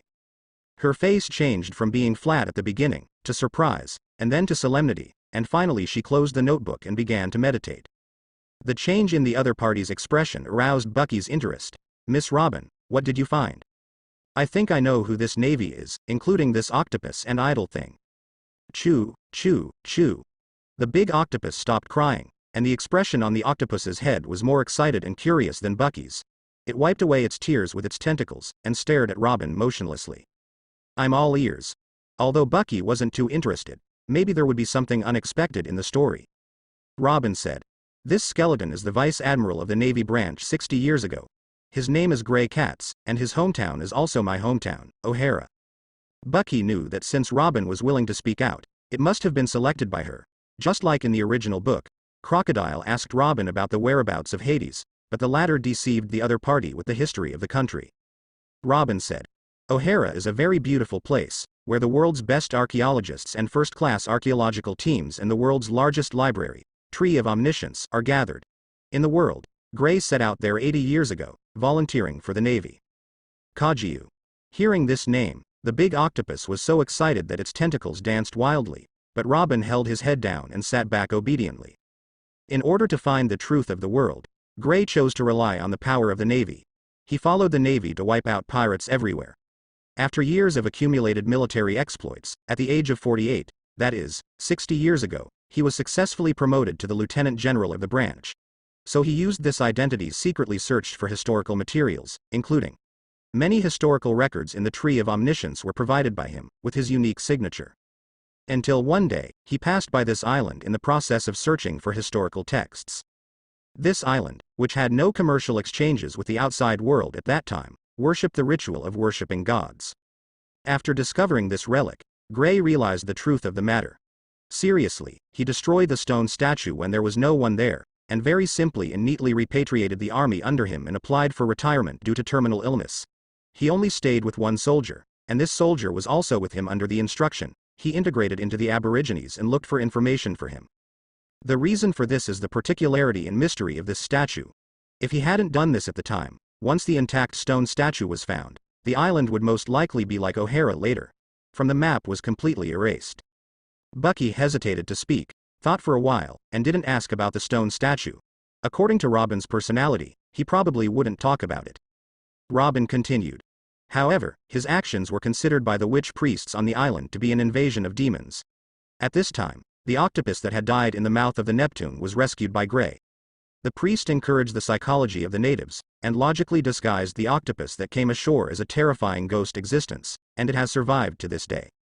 After speaking, Robin glanced at the big octopus, who was teary-eyed and seemed to be lost in memory. Bucky asked, "Why did Gray die here?" Robin fell into silence, and said after a while, "Gray's personal soldiers have successfully gained the trust of the villagers.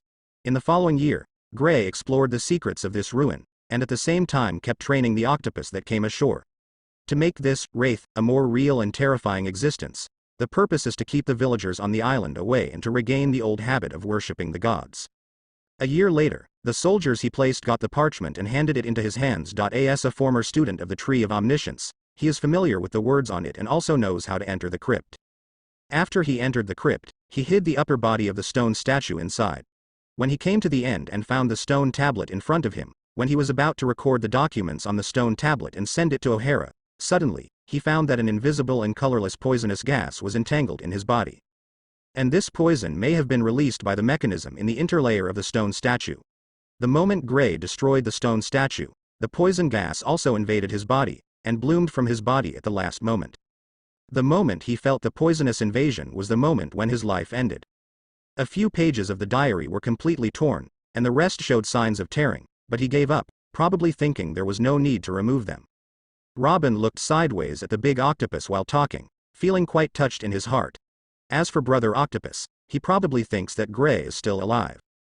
Although animals are not as intelligent as human beings will fight for their own interests and intrigue, but these animals will not betray. The octopus brother has been waiting for so many years. Isn't this kind of friendship more reliable than greedy and ignorant humans? All the tentacles of the big octopus covered their heads together, crying even more miserably. Although Robin briefly mentioned many details, Bucky didn't ask any further questions. His plan was to get the treasure buried here, but as far as I can see, there is nothing he wants here, and the only gain is what Robin said. No real story.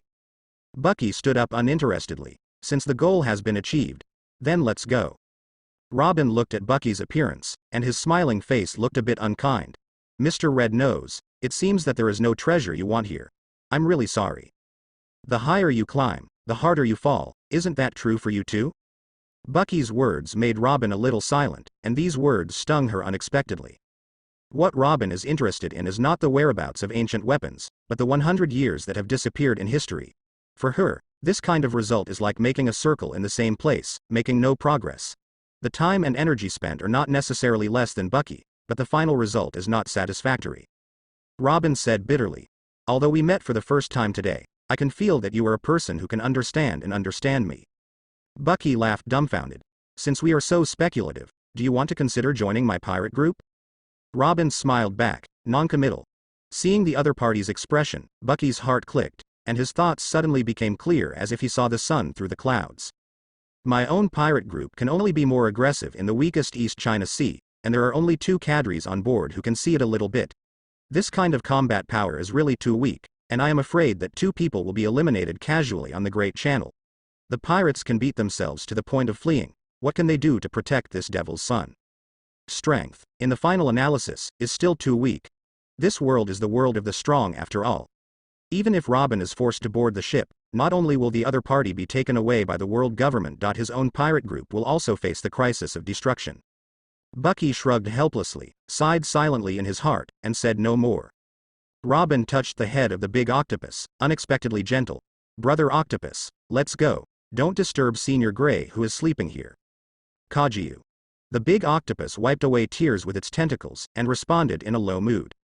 The 2 turned back all the way with an octopus, and half of the stone statue still fell on the ground. Robin re-examined and observed, and then continued to return with Bucky. When they came to the entrance of the crypt, the stone door was closed tightly at this moment, and no light could penetrate. Facing the upward steps, Bucky tried to push the stone door upwards, but suddenly his body froze, his hands became limp, and he took 2 steps back. "Hi. Hey Lucy?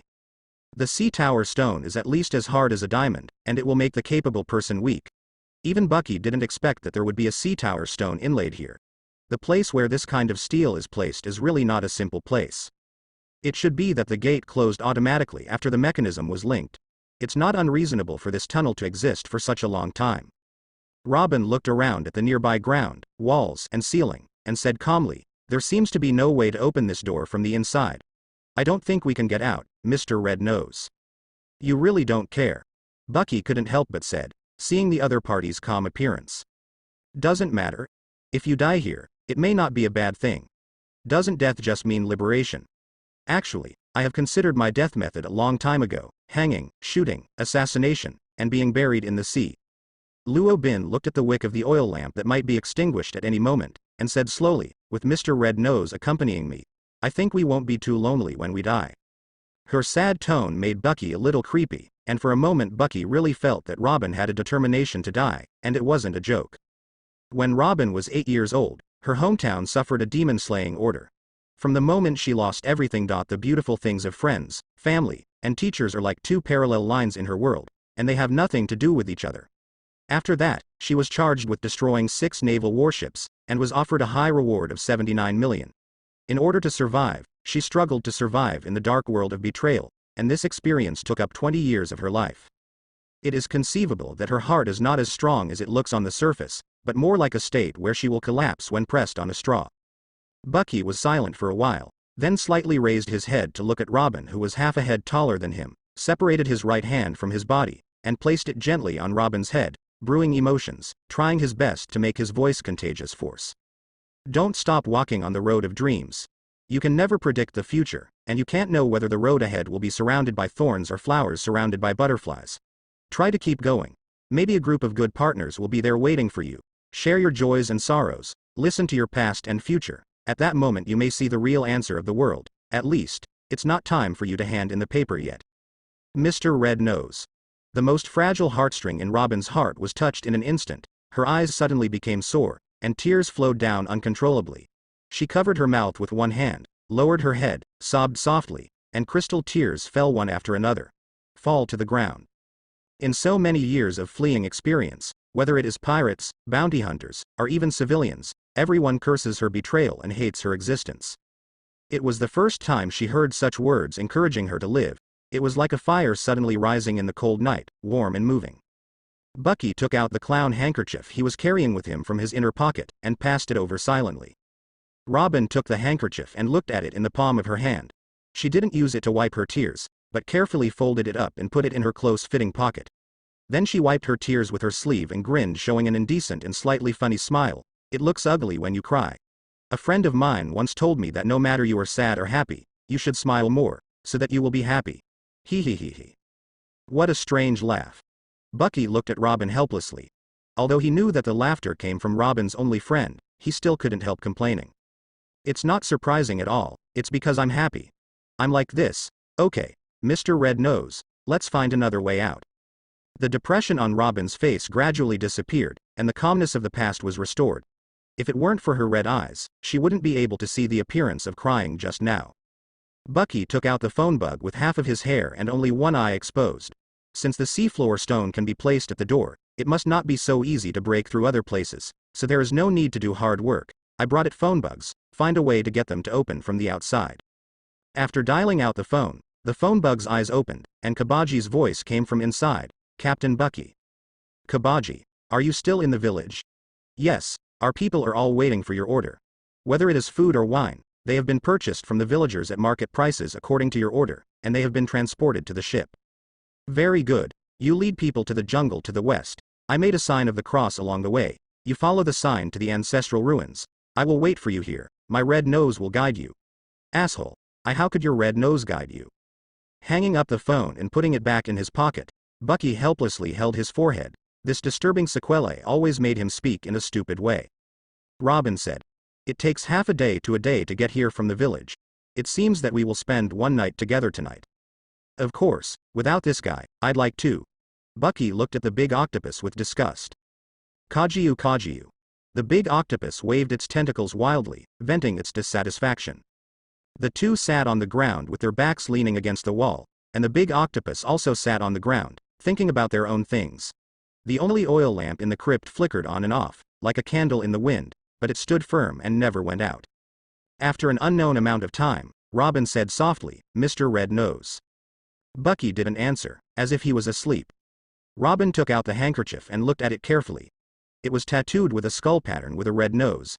It looked a little ridiculous, but it was unexpectedly cute in her eyes. She said softly, I have seen the most special one among all the pirates. I don't know if a devil child like me can have feelings, but I still want to treat you as my friend. Thank you for the courage you gave me. Yes. Bucky replied softly. Afterwards, no one spoke, and the surroundings were enveloped in silence and darkness, but no one could sleep peacefully tonight. The big octopus did not recover from Gray's death. Bucky was depressed because he did not find the treasure, and Robin was deeply moved by Bucky's words, and tossed and turned. Until the phone bug made the sound of bolu bolu, the tranquility was broken at this moment. Bucky picked up the phone bug again, and Kabaji's voice came from inside. Captain Bucky, we have arrived at the ancestral ruins. Bucky asked. What time is it? A voice came from the phone bug. It's already morning. Bucky asked Kabaji, and the other party said that he did not see the mark of the switch from the parchment. As expected, the sun's light was too bright to see the map markers hidden in the parchment. Bucky looked at Robin. Robin, do you remember the position of the switch we stepped on? Robin nodded. After providing the opening method to the phone bug, after several trials, the underground door was successfully pushed in slowly. The dazzling light penetrated into the crypt. It was the rising sun. Bucky got up and looked back at Robin, who was still a little confused. Let's go.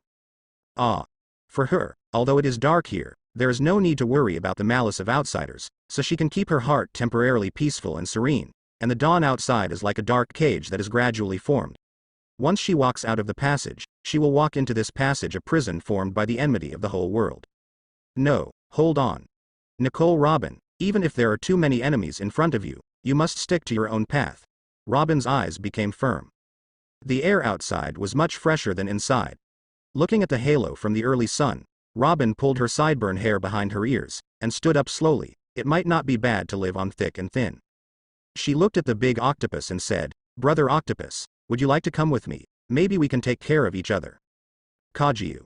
The big octopus nodded its octopus head, probably because Robin knew about its past, and it developed a sense of kindness and dependence on Robin, and of course Gray's reasons were also involved. Bucky asked, Are you leaving? I've been out for a long time this time, it's time to go back. Otherwise I will be blamed by some people. This way. Well. Be careful all the way. Bucky didn't keep him, he knew that he didn't have the strength to take him in, and the reality was always crueler than the ideal. Robin took out Gray's notebook from his pocket, and handed it over. I tore out the diary inside, and I think some of the leftovers can be of some use to you. Bucky took the notebook, didn't open it immediately, but watched Robin leave. Take care. You too, Mr. Red Nose. Robin waved his hand, and led the big octopus into a side path, and the final farewell voice was so low that it was hard to hear. Is there any chance for us to meet again? The graceful figure is like a delicate and charming violet, which can't help being attracted when you approach it, and the fragrance of flowers that you take away when you leave is also so infatuating. Red Nose. Son. John. A group of pirates who knew Bucky's character were dumbfounded. What kind of charm did this woman cast on Lord Bucky? The great Captain Bucky was not angry. In such a moment, Bucky felt that the world became very real. Everyone has flesh and blood, instead of rigid machines and soulless puppets. They all have their own way of life. Once things blossom, they will result. The original trajectory of this world may be changed because of my arrival. Everyone may no longer choose the original path at the fork in the road as in the original book, but change the direction of progress. Maybe the road that meets at the end will be completely different. After watching Robin disappear from sight, Bucky sighed inwardly, opened his notebook, and quickly flipped through it. At this moment, he finally knew what the big octopus's powerful slash and fast movement were. The notebook records in detail the training methods of the 6 forms of the Navy, such as shaving, moonstep, iron block, paper painting, finger gun, haze foot and other moves based on the 6 forms, returning life. He just flipped through the notebook briefly. Although there is no domineering way of cultivation, the 6 forms have exceeded his expectations. Or is it a blessing in disguise? This gift from Robin has surpassed the treasure in the actual sense. Especially the return of life. After successful cultivation, you can freely control your body, hair, and internal organs. As long as you pour your consciousness into it, you can control any part of your body as you like. For other people, it is not so useful, but for Bucky, to put it bluntly, this is a key that can open the treasure house in his body, and a cultivation method that can make a qualitative change in his strength, because he is a person with the ability to split the fruit into pieces. Once he masters the return of life, I'm afraid he can reach an unprecedented height in the future. This is really a good gift. Bucky sighed, closed the notebook, and put it carefully on his body. All the haze of the night was swept away.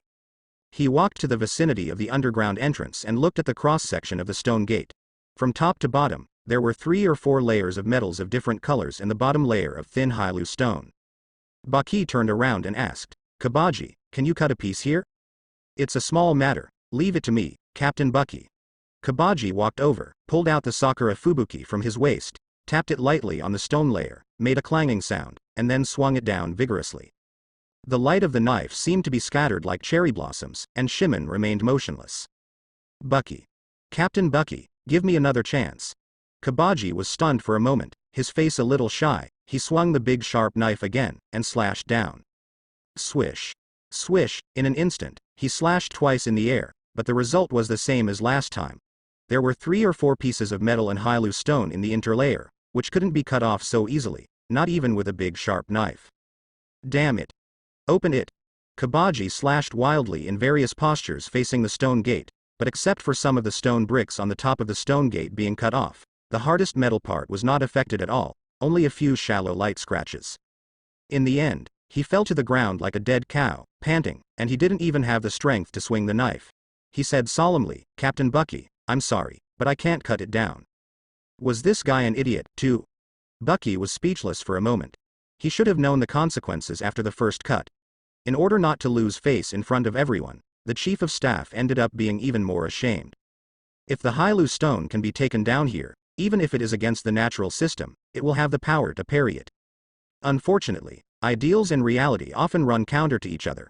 Since it can't be taken down, Bucky didn't get entangled here, and ordered his little minions to take the jing exhausted. Kabaji lifted himself up and returned to the village the same way. Now that the secrets here have been explored, it is time to go back, leave the island, and set sail for the intended destination. All the way through the jungle, surrounded by the smell of blood and the corpses of various beasts, this place is much quieter than when he came here before. Even animals know to avoid powerful enemies far away. It was already afternoon when we returned to Kidea village, and the fire in the tavern had been extinguished long ago, but the surrounding area was scorched, and ruined walls and ruins came into view. Compared with this, the villagers looked at Bucky and his group with less hostility in their eyes. Although this group of pirates were at war yesterday, the conflict still did not happen after all. Compared with the previous vicious pirates in the island, the bandit moth is still one of the few well-behaved pirates. At least the other party buys their crops and drinks at market prices kindly. In this regard, other pirates are far behind. A few eyeliners hiding in the dark alley quickly tipped off the news, and after a while, Chris, the village head of Kidea, came over surrounded by several young and strong villagers. Chris pushed his presbyopic glasses, with neither joy nor sadness on his face. "Young pirate, you have come back safely. It seems that you have passed through the land of wraiths." "Yes, not only that, but I also gained a lot." Bucky smiled. Chris said calmly, This is really surprising, but I don't seem to see a trace of treasure on you. Bucky was noncommittal, and threw the parchment to Chris. Maybe your old eyes are so dizzy that you can't see clearly. Chris took the parchment and slowly lowered his head. Yes, I'm old. Everyone will be old and die. No one can escape. 60 years can turn a young guy into an old man, and time is too merciless to take away a person's life. Leaning on crutches, he turned his head and left whispering. It seems that I am too persistent. After so many years, the Lord must be gone. He should be Grey Cat's personal soldier in the story. Bucky looked at Chris's back and thought in his heart that this O'Hara-born lieutenant general really wins people's hearts, and he doesn't tell others when he dies. It is really mean to let others wait for him for 60 years. The surrounding villagers watched in bewilderment as the two played riddles, and finally dispersed after Chris left. Little ones, let's go back. Bucky walked forward. Bucky led a group of pirates to the port, and after walking for a while, a pirate in a red hat hurried over to this side. Kneeling on the ground with tears on his face, weeping bitterly, Captain Bucky, Deputy Captain Mochi is about to be killed. What's going on? Bucky sensed that something was wrong. Talk to me. The red hat pirate said, Captain Bucky, we listened to your orders yesterday and handed over the guy who offered the bounty to a bounty hunter on a nearby island. We want him to cooperate with us to collect the bounty. I didn't expect that he not only didn't accept it, but also killed him. The dozens of brothers on our ship and the Deputy Captain Mochi are not his opponents, and I'm afraid they are about to be killed now. What does that bounty hunter look like? He has green hair and 3 knives on his waist. Bucky frowned slightly, with green hair and 3 knives. The one who can appear in this image in the East China Sea, if there are no accidents, must be that guy. Calculating the time, he probably just went to sea at this time. I didn't expect this to happen to me. Sure enough, it is unreliable for pirates to contact bounty hunters to collect bounties. Mochi is about to be killed? Kabaji's face was stunned. You must know that this round-eared deputy captain is about the same strength as him, and now he has lost to a mere bounty hunter. He grabbed the pirate by the neckline and said with a gloomy face, Is there really only one person on the other side? The red hat pirate said tremblingly, Just one person. Kabaji let go of the pirate's collar and murmured, A person. Since when did the East China Sea have such a powerful bounty hunter? Kabaji, don't underestimate this sea area. If you are confined by your own short eyesight, you will never see the wider world. Bucky flicked the gorgeous captain's cape. Let's go and see the world. A green-haired swordsman. The port on the east coast of Giali Island, on board the pirate ship Cooperative. A group of pirate minions lost consciousness and were piled into a hill on the deck. A green-haired swordsman sat on the deck chair that originally belonged to Bucky, flipping through the piles of pirate bounty lists in front of him one by one. Is it the famous Bucky pirates in the East China Sea? Hey, you just said that you were the vice captain of this ship, but there is no reward list for you here. Kai and Lakey the dead lion. Damn it, you actually underestimate me. Mochi gritted his teeth, then fell to his knees on the ground with tears streaming down his face. Master, my head is worthless, please let me go. The green-haired swordsman pulled out a knife from his waist, and pointed the tip at Mochi coldly. I'm not interested in you. Maybe your captain can make me interested, in the pirates who offer an average reward of 3 million. The big pirate with 10 million Baileys, may be able to bring some surprises to people. Peas. The bounty was set at 10 million 2 years ago.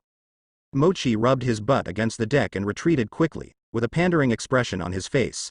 Master, you are so right, our captain will definitely surprise you. At the same time, he was thinking sinisterly. Captain Bucky is a devil-fruit-capable person. You bounty hunter who knows no good or bad will definitely be beaten up by our captain and thrown into the sea to feed the fish. Bucky's group at the port gradually approached, and the red hat pirate who was following Bucky shouted excitedly, Master Mochi, Captain Bucky is back. The green-haired swordsman stood up from the reclining chair, walked to the edge of the deck, scanned the pirates in front of him, and finally landed on Bucky, drew out the 2 knives from his waist, and a smile appeared on the corner of his mouth. Are you Bucky who is known as Immortal Body? Bucky looked up, and saw that the green-haired swordsman wore 3 golden drop-shaped earrings on his left ear, a dark green turban on his left arm, a green belly wrap, and 3 scabbards on his belt. He held it in his hand. Roronoa Zoro. Bucky confirmed the identity of the other party at the first glance. The 2 characteristics of green hair and 3 knives are really easy to distinguish. Bucky raised his head and looked at Sauron, and said in a calm voice, I am Bucky. I heard that you killed my crew, such an excellent bounty hunter. I have never heard of your name before. After what happened to Robin, Bucky found that his interest in the Straw Hats had suddenly faded a lot, and the mentality of fans seeing their idols was also slowly disappearing. Sorry, I've only been in this business for a month, but if I take your head, the entire East China Sea should know my name. The blade in Soren's hand tilted slightly, and he jumped from the deck to the beach. As for these miscellaneous fish, we give them a sigh of relief. Their lives are not worth my knife. B. Captain Bucky. After Sauron jumped off, Mochi finally dared to poke his head out from the deck, leaning his head on his arm and crying bitterly, I almost lost sight of you. Judging from Mochi's strength, it is understandable that he can't defeat Sauron. After all, the opponent is a swordsman who has been famous in the East China Sea for 2 years and has the potential of a great swordsman. You white-haired monster, really embarrassing Captain Bucky. Kabaji took the words with a gloomy expression. What, you half-faced man, how dare you look down on me? Mochi suddenly responded energetically, and Li Kei, who was pretending to be dead behind him, woke up quickly, and made an ooh sound as the background music. Bastard, what is a half-faced person? Kabaji was furious, and immediately lifted the other half of his hair. Don't make up words with your round ears, my face is complete. It was also the first time in memory that Bucky saw Kabaji's full appearance. If he could tie all his hair into a bundle, he would definitely look like a Ronin warrior. Oh. Kabaji, so you look like this. Kabaji put down the other half of his hair, and said in a low voice, a witch once told me that my left eye is the eye of the devil, and it will continuously absorb the colors of this world. The body exploded, so I have been sealing this eye. Kabaji, I didn't expect you to have such a past, I really underestimated you. Mochi's face froze, and he temporarily approved of the other party. What on earth do you bastards want to do? You are still here leisurely, I want to take your heads. Soren's face was full of black lines, these pirates are too insecure. It seems that you are also a swordsman. Kabaji sneered, pushed the handle of the knife up, and took a step, and the atmosphere finally became serious. Bucky stretched out his arm and stopped Kabaji. He looked at Sauron and said, Swordsman, are you interested in joining our pirate group? Sauron snorted coldly. Join your pirate group? Don't be kidding, how could I become a pirate? Bucky put down the arm that blocked Kabaji. Although he really wanted to conquer this potential stock, he was not a guy like Luffy who relied on his personality charm to eat, and the other party didn't have any weaknesses that could be exploited, so he had to give up this idea. Kabaji, this bounty hunter is entrusted to you, can you deal with it? Leave it to me. Kabaji pulled out the big sharp knife Sakura Fubuki from his waist, squinted his eyes and looked at Sauron. He has no injuries at all, it seems that he easily defeated Mochi. That knife. Soren's eyes lit up, it seems to be a good knife. Bucky led the minions, bypassed Sauron, and walked towards the pirate ship. He looked back at Sauron, with a sly smile on his mouth. After defeating my men, I will consider fighting you. Wheel battle. Zoro was a little surprised by Bucky's words, turned his head and looked at the latter. Oh.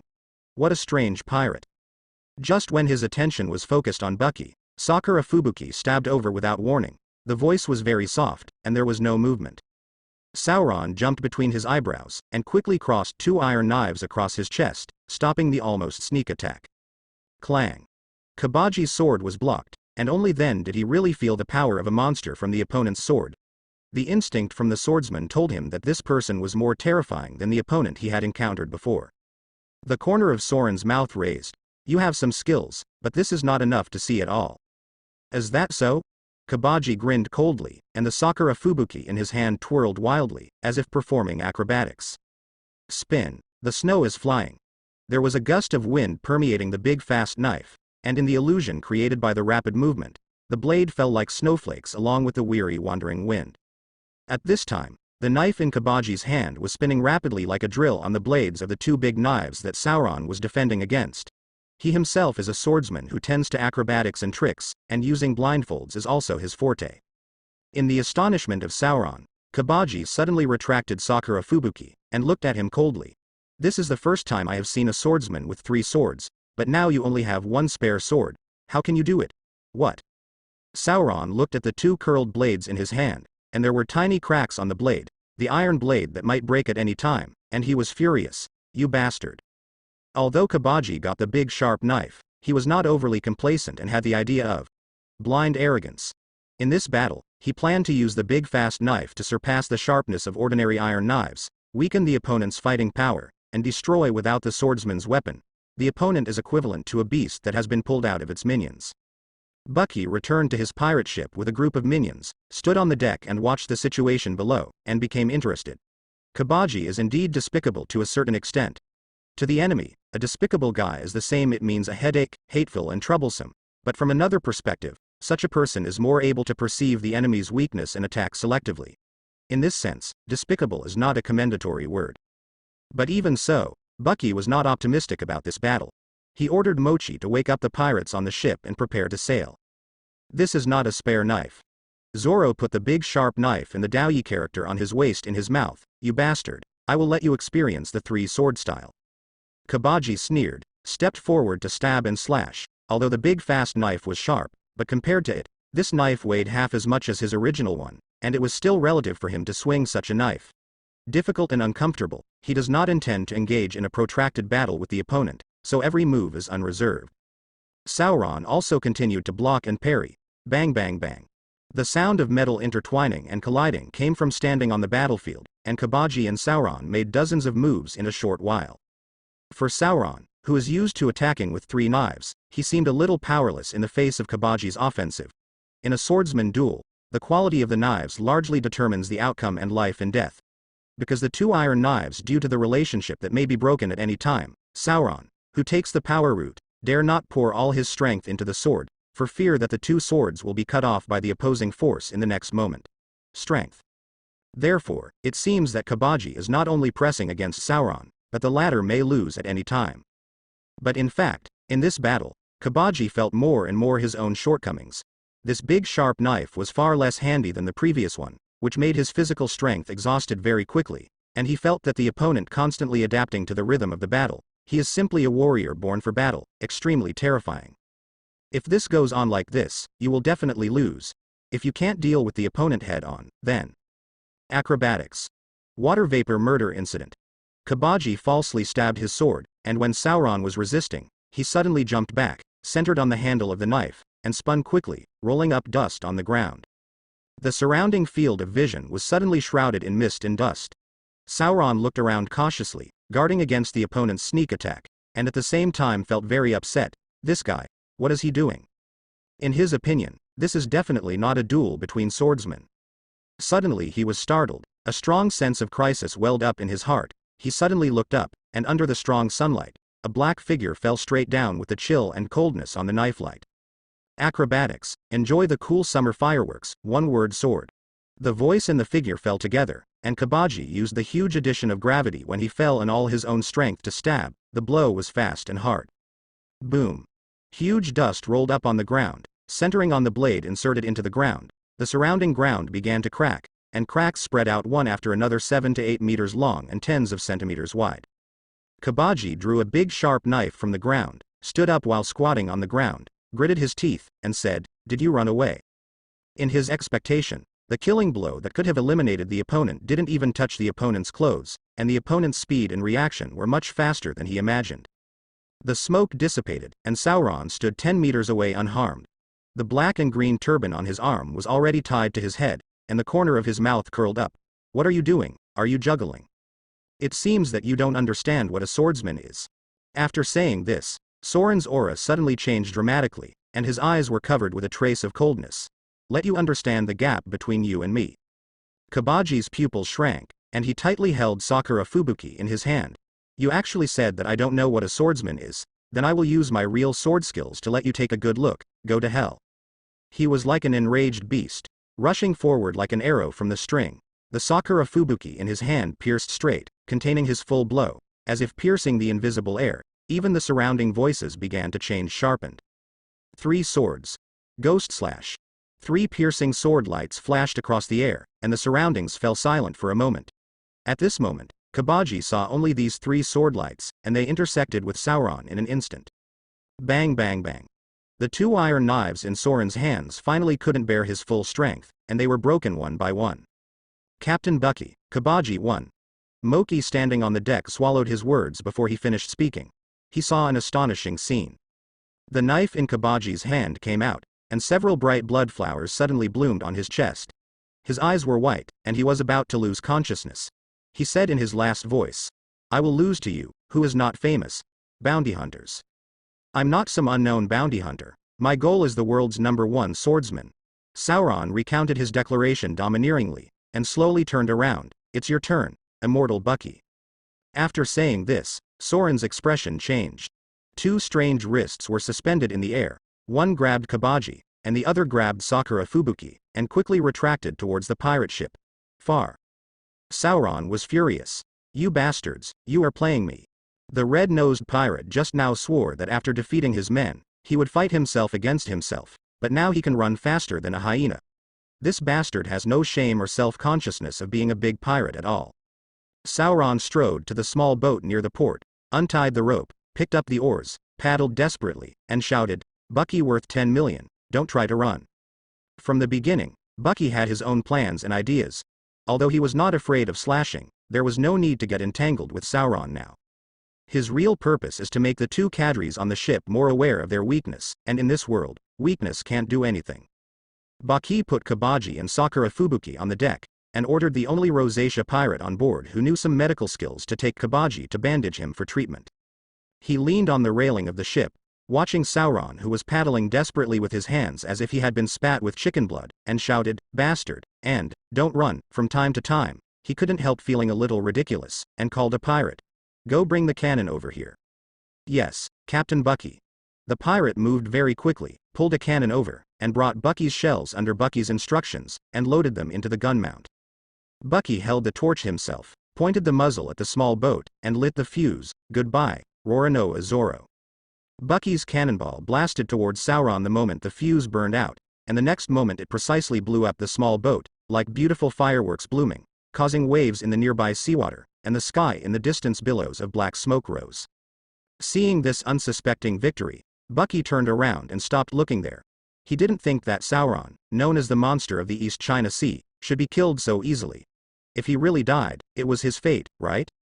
In order to prevent the other party from continuing to chase and cause more trouble to oneself, this approach is currently the most neat and safe.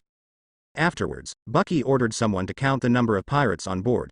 Excluding himself and two cadres, there were originally 42 pirates on board, but now 3 seemed to be missing, leaving only 39. Bucky didn't know whether the 3 pirates whose names he didn't even know died in the hands of Sauron, or because of other reasons. The law, if you don't want to die, you have to make yourself stronger. Most of the pirates guarding the ship and the pirates who returned to the pirate ship early were injured by Sauron, and they were more or less injured. Fortunately, there were enough bandages and herbs in the warehouse. After one day, these pirates the less serious wounds are slowly beginning to heal. Most of the pirates who steer the ship, clean up warehouses and decks, patrol and stand guard, cook and take care of medical treatment are all there. Although these people are so ordinary that they are beyond the limit, they still perform their duties. Bucky at present, there is no plan to add manpower, and the streamlined model may be better. The next day, Bucky called Mochi and Kabaji to the captain's room. The injuries of these two guys healed a lot. Most of the famous guys in the world of One Piece are not easy to die. Don't look at these two guys in the original book. It's just a sideshow inside, but actually think about it. None of the thousands of people in this world are ordinary people. Of course, it's also because of the unique environment of this world itself. Usopp is as an ordinary person. He was able to survive many serious injuries, and his tenacity in life can definitely be used as a model and teaching material. Kabaji and Mochi sat on the chairs beside them, no longer the noise of the past, lowered their heads and waited for Bucky's reprimand. Bucky drank a cup of hot tea and said, "Do you have anything to say?"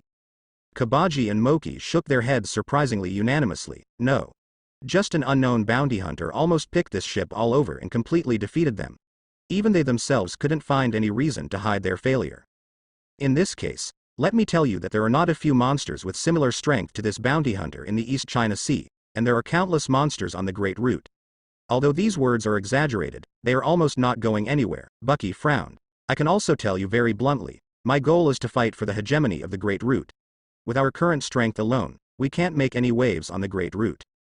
If you want to disembark now, I won't stop you, but if you want to continue to follow me, you should use your energy to improve your strength as much as possible before going to the Great Route, and choose the former or the latter. Or, it is up to you to decide. After saying this, Bucky raised his teacup again, took a sip, and calmly waited for their answer. He just wanted to establish a visible and tangible opponent for the two, just like Soren's to Hawkeye.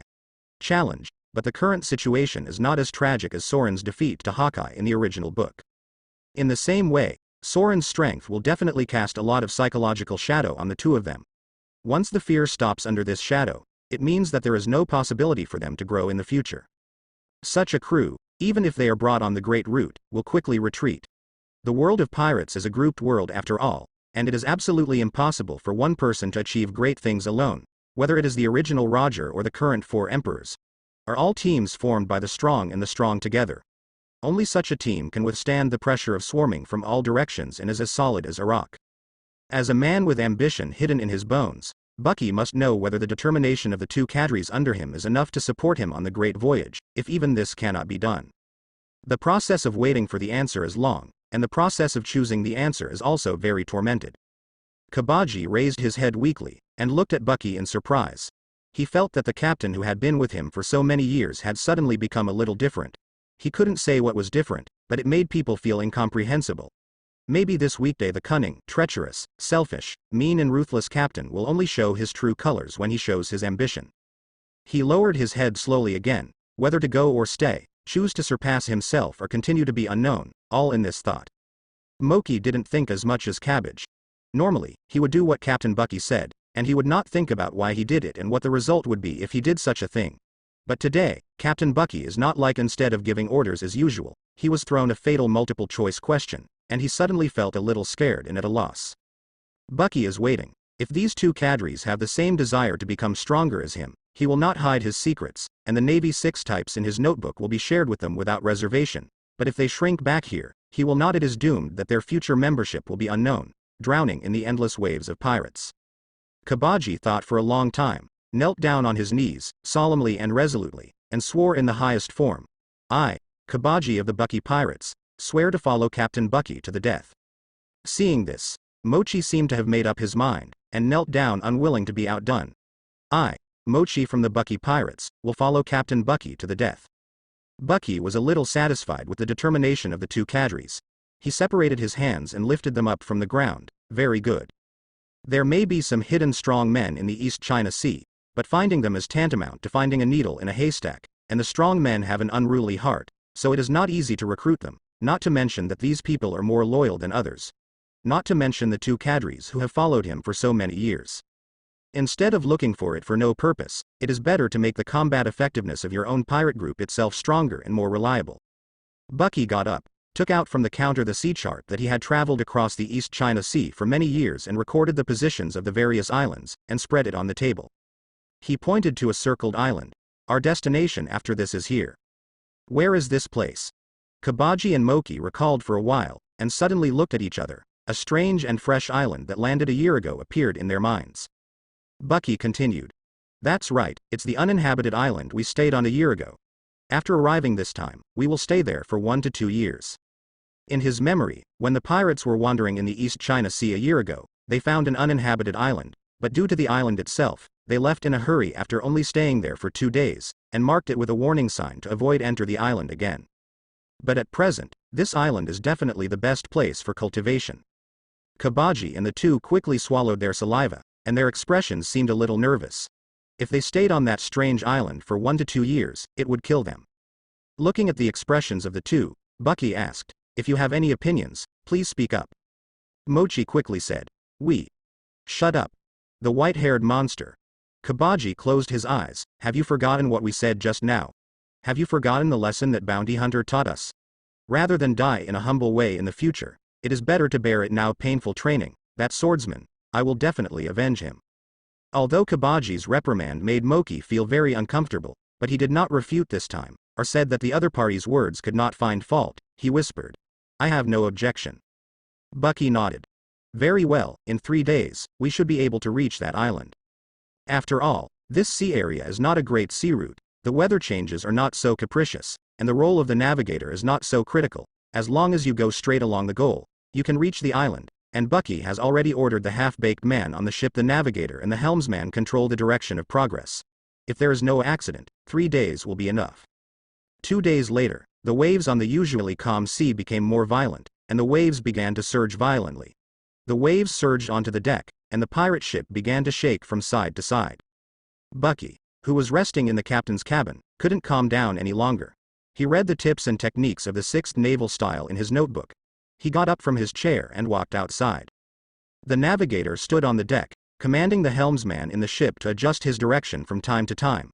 Bucky stepped forward, looked at the thick clouds accumulated in the distance, and asked, "What's going on?" The navigator is a 30-year-old guy with a square face. He said with a smile on his face, "Captain Bucky, it's just an ordinary wind and wave phenomena. As long as it takes a while, it will automatically calm down." Bucky nodded lightly and didn't speak. He didn't know anything about navigation, but he still vaguely felt that things were not as simple as he said. Under the command of the square-faced navigator, the Bickadup continued to sail forward against the wind. The surrounding humidity began to thicken, and the clouds in the nearby sky gathered into a vortex shape. Bucky looked at the clouds, suddenly remembered something, and shouted, "Turn the rudder, turn around, and get out of this sea." Hearing the captain's urgent voice, the helmsman at the helm in the control room did not dare to be negligent, and quickly turned the wheel tightly, and drove to the rear of the edge. The clouds in the sky changed rapidly, and the dark clouds gathered together at a faster speed. Soon this sea area completely changed the sky, and countless grays shrouded it, like a black curtain hung on the sky, and the light disappeared. It was clearly daytime, but it was like night, and you couldn't see your fingers. Thick layers of water mist filled the air, tick, tick, and the bean-sized raindrops began to pour down. Below the center where the dark clouds gather is a powerful hurricane, roaring and rolling up seawater in all directions. On the surface of the sea, the waves were choppy, and there were huge waves with a height of more than tens of meters one after another. The momentum was huge and overwhelming, and countless eddies were intertwined on the surface of the sea, forming a series of terrifying barriers. The Bickadup turned around in time and sailed slightly outside before the hurricane was fully formed. Although it was not dragged by the strongest wind at the center of the hurricane, even the outermost wind was still very exaggerated. Bickadup the number sailed out with difficulty. Rainstorm tornado. Bucky put one hand on the railing, his face was gloomy. If he had continued to move forward just now, he would definitely be drawn into it by the force of this terrifying hurricane, and the ship crashed and everyone died. The square-faced navigator was trembling, his whole body was soaked by the seawater and rain, and he looked even more miserable than a drowned chicken. He had sworn to make a guarantee just now, but the sky and the earth changed color in a blink of an eye. Under the anxiety and fear, his face was almost distorted. Before a few unlucky pirates clearly realized what happened, they were swept into the sea by the double sweep of huge waves and strong winds. The strong wind howled, the deck was crackled, and the ears and noses of the pirates on the deck were crazily poured into the sea wind, and it was difficult to open their eyes. The wind and rain were horrific, as if the sky and the earth had opened a huge mouth to swallow everything. Bucky had some difficulties on the deck, let alone other pirates. "Everyone enter the cabin," Bucky roared, and without waiting for a moment, he immediately turned around and walked into the boat. The seawater was blocked by his captain's cloak. Even if he got some on his body, he didn't lose his strength. There were too many, and I walked indoors with my back to the wind direction with difficulty. The few pirates around were not so lucky. They had difficulty standing on the deck, and as the Bickadup tilted, their bodies kept shaking from side to side, obviously far away from the cabin. The entrance is only a dozen meters away, but there seems to be a huge chasm in the middle, which is difficult to cross. The huge waves that turn up from time to time are like waterfalls hanging from the 9 heavens, pushing them flat, carrying a strong wind, and pushing them into the sea. Pieces of rainwater are flying all over the sky. The ship seems to be pulled towards the center of the eye of the storm by invisible hands. The vortex and hurricane are intertwined. Compared with the boundless sea, it is like a thin paper boat, drifting with the waves, sailing extremely unstable, and may be overturned by huge waves in the next moment. The pirate ship tossed and drifted in the sea with the strong wind. I don't know how long it took before the rain finally cleared up. A ray of sunshine shot out from the thick clouds, the sea was sparkling, and the waves slapped on the shore. When the tide ebbed, the lively sea fish were left on the beach. The Bickadup stopped at the shore of a certain island with the waves. Huge cracks appeared on the main mast of the ship, and the deck was in a mess. Not only the outside of the cabin was severely damaged, but the tables and chairs in the main room were in a mess. The wine in the warehouse was thrown everywhere, and the food and the like were soaked and moldy by the infiltrated seawater, making it difficult to eat. Bucky recounted the number of people in the cabin. Many of the pirates under his command lost their lives in this shipwreck, and the number suddenly dropped to about 50%. It is unbelievable that the square-faced navigator survived by luck. This bastard kept the helmsman and sailors on the boat moving on before the rainstorm formed, and he swore to himself that there would be no accidents. If Bucky hadn't experienced this once before and remembered it if it is new, I am afraid that the Bakudop will be torn apart in the center of the hurricane this time, and everyone on the ship may be buried in the belly of the fish. Even so, the ship lost nearly half of its manpower. For this culprit, Bucky suppressed his anger and did not settle accounts with him for the time being. After all, he was the only navigator on the ship, and it seems that he still cannot do without this bastard, but now Bucky feels more clearly that he is on the sea. How important it is to have an excellent navigator, this made him secretly make up an idea. It took a long time to stabilize the mood. Bucky sent people to repair and clean the inside of the boat, and he didn't take the time to take the lead in cleaning it up. Seeing this, Mochi and Kabaji also moved obediently. Come and help fix the interior of the ship. Although the pirates were depressed, the actions of Bucky and the two cadres reassured them a little, and their work efficiency improved a lot. After dealing with the affairs in the cabin, the door of the cabin was opened, and Bucky walked to the deck, looked at the damaged mast, and sighed unavoidably. This shipwreck disrupted all his plans. The mast was destroyed. The food was moldy. The wine was spilled. Especially he didn't know which island he drifted to, and it was impossible to follow the original route, so it would take a lot of time to find the original destination again. To be longer. He looked away from the mast and looked back at the island. In his field of vision was the boundless primeval forest, and at the far end of the island stood 3 majestic peaks. Suddenly, there was a rustling sound from the jungle, and then, a boy wearing animal skin clothes and strange lines painted around his eyes jumped out. He dragged a dead boar with one hand, looked at the pirate ship in amazement, and shouted, "It's a sea animal ingredient that I've never seen before." At the same time, he pointed to Bucky on the boat. There are also the parts of the sea beast's body. Parasitic ingredients, great harvest, great harvest. Is the brat a stupid savage? Also, who is the ingredient? Bucky looked at the boy in front of him with black lines all over his face. Most of the clutter in the cabin has been cleaned up. The two cadres went to the deck, wiped the stinky sweat on their faces, and were about to go outside to blow the sea breeze. Suddenly, something bad happened. The two of them lowered their waists at the same time, feeling very cool. The wind brushed against their cheeks. Mochi straightened up without any tension. "Kabaji, thanks to you, I was blown by such a cool sea breeze as soon as I came out." Half-faced man, what's wrong with you? When Kabaji lowered his waist, the knife wound cut on his chest by Sauron suddenly burst, blood gushed out, and his body fell on the deck convulsively. Mochi's eyes widened. He squatted down and kept shaking Kabaji's body, and said nervously, Hey, you won't be blown to death by the wind?" Kabaji gritted his teeth weakly. "Bastard protein hair, stop shaking. If you shake it again, I will really die." At the same time, Bucky's body was cut in half by the sharp cut, and his upper body was suspended in the air, with arms folded on his chest, looking at the young man. The opponent's weapon was interesting.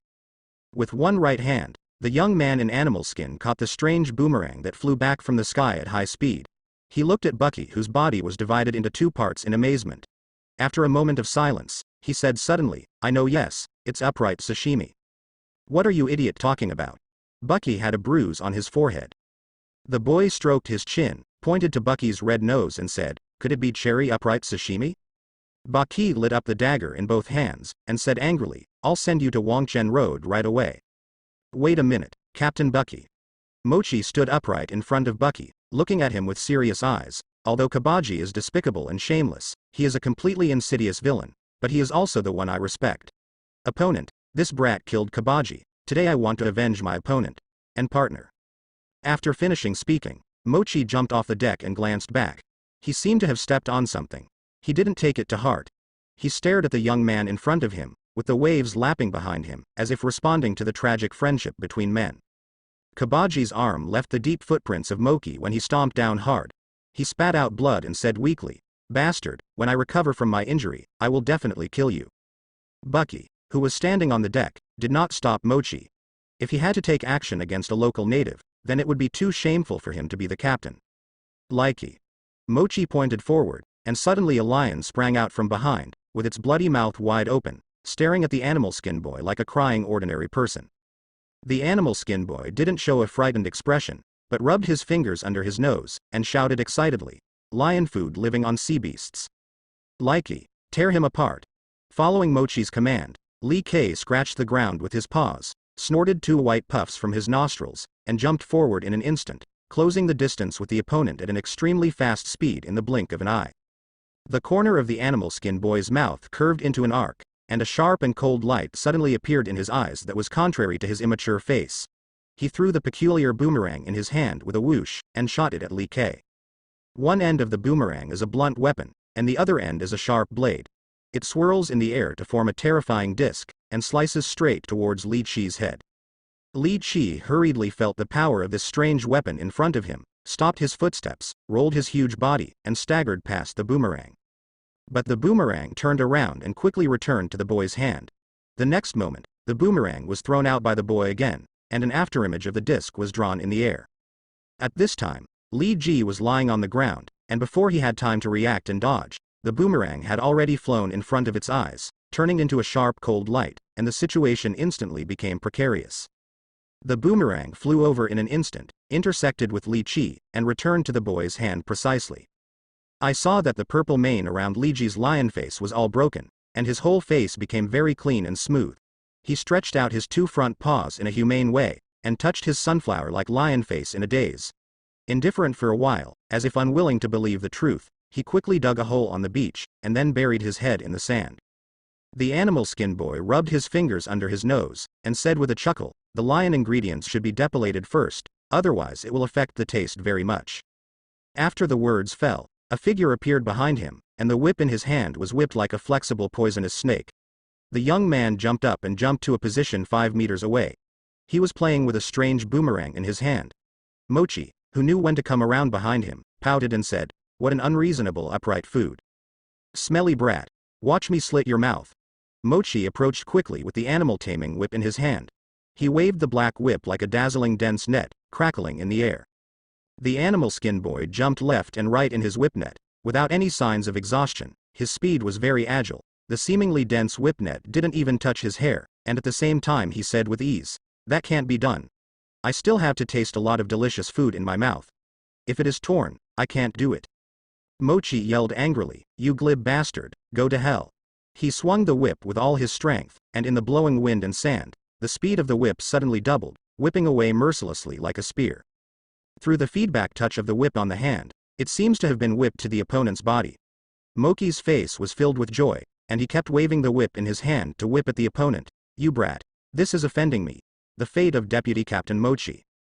Woo, the wind and sand dissipated, and Lee K was lying on the opposite side of Mochi with scars and bruises, dying and wailing. Likey. Mochi's eyes widened, he quickly stopped waving his whip, and nervously stepped forward to check its injuries. The animal skin boy stood not far away, and said to himself, "After the whipping process, the meat on the lion's food will be much looser, and the texture and taste will be more chewy, so next." He placed the boomerang horizontally in front of his chest, and the corners of his mouth curled up in an arc of delight. In the next moment, a hand flying in the air with 4 daggers flying towards it, the boy quickly blocked it with the boomerang in his hand. Boom. His body was shaken back 2 steps by the sudden force, and another hand that was hanging in the air came one after another. The sharp daggers seemed to be waiting in that position as expected, and it stuck to his throat instantly. Bucky put his arms flat in front of him, and slowly moved towards the boy, retracting the dagger in his hand, and he changed his mind about killing him. The strange pattern on the boy's face finally reminded him of the other party's identity. Isn't this the Kamat tribe in the original book? The characteristic of these aborigines is the pattern of bare hands engraved around the eye sockets and on the back of the hands, which should be uncivilized cannibals. In the original book, Bucky was beaten to the ground by Luffy. Kabaji and Mochi searched for Bucky for a long time, but there was no news, so they came to this island to decide the successor of the next captain in a duel. The 2 sides fought when he was 12 hours old. He was exhausted and was knocked down by Lakey in his sleep. However, their fight attracted the Kamat tribe and they lost to each other. A group of pirates were steamed and boiled in a cauldron. If it hadn't been for Baki's rescue in the end, they might have become the Kamat tribe's target. Chinese food. Peas. This is the story on the title page of the original book. Unexpectedly, by coincidence, I came to this piece of Shongshu Island in advance and in this way, which made people sigh at the trick of fate. The animal skin boy touched the blood in his throat slightly pierced by the dagger, patted his chest, and stepped back vigilantly. I was almost killed by the upright sashimi. Bucky paced over, with a very cunning smile on his face. If the dagger in my hand had been a little deeper, you would have died, but I didn't kill you. Do you know why? The skin boy looked at Bucky, who came back, stroked his chin and said, "Why? I think you are still too young to see the immensity of the sea and the vastness of the world. It would be a pity if you died like this, and you met me. If you get on my boat, you can travel around the world, enjoy the food and scenery of various places, and see the wonders of the world, instead of being confined to this small island in a remote corner." The boy's skills tended to be agile, his movement speed and reaction speed were surprisingly fast, and judging from the strength of his own blow just now, it was far beyond ordinary people. For such a visible and seemingly simple-minded combat power, Bucky had a plan in his heart to take the opponent under his command. The skin boy frowned and thought. Bucky's words seemed difficult for him to understand. After a while, a comprehension appeared on his face, and he said, "You mean?" Bucky continued his words. "That's right, join my pirate group and swim freely in the free sea." "You mean to make me a parasitic food for sea beasts?" Bucky's footsteps staggered, his face was covered with black lines. "What kind of brain circuit is this idiot?" He yelled. "That is called a pirate ship, ship, do you know? It's not a sea beast at all, and we are not parasitic ingredients, we are pirates, bastard." Bucky felt a sense of defeat in his heart. "Hey, isn't it a sea beast? No wonder it doesn't look very tasty." The young man turned his neck, looked at Li Chi, and pouted his mouth. "This lion's ingredients should taste very good."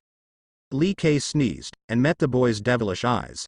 Immediately, the wound on his body seemed to heal, and he stood up suddenly full of vitality, and fled to the Bickedup with full power. "Did you listen to people?" Bucky's eyes twitched. "You mean to let me go with you, don't you?" Bucky let out a sigh of relief. It seems that he is not a guy who can't understand other people's words. "That's right, I heard that there is a blue sea in this world, where there are all kinds of fish from all over the world. In that place, you can find any precious ingredients you want." Bucky continued to seduce. Hearing Bucky's words, the boy kept stroking the boomerang in his hand, with a hesitant look on his face. Hesitating means wanting to go, heartbeat means willingness. Bucky's expression at the moment is like a demon bewitching mortals to do evil. "Come on, let's see the world with us." The boy gritted his teeth and finally said, "No." Bucky frowned fiercely. He didn't kill himself, and said so many good words. This guy actually sent himself off like this. But considering that the other party is a young guy with excellent combat effectiveness and potential, and looks easy to deceive, how could Bucky give up? And he asked, "Why not?"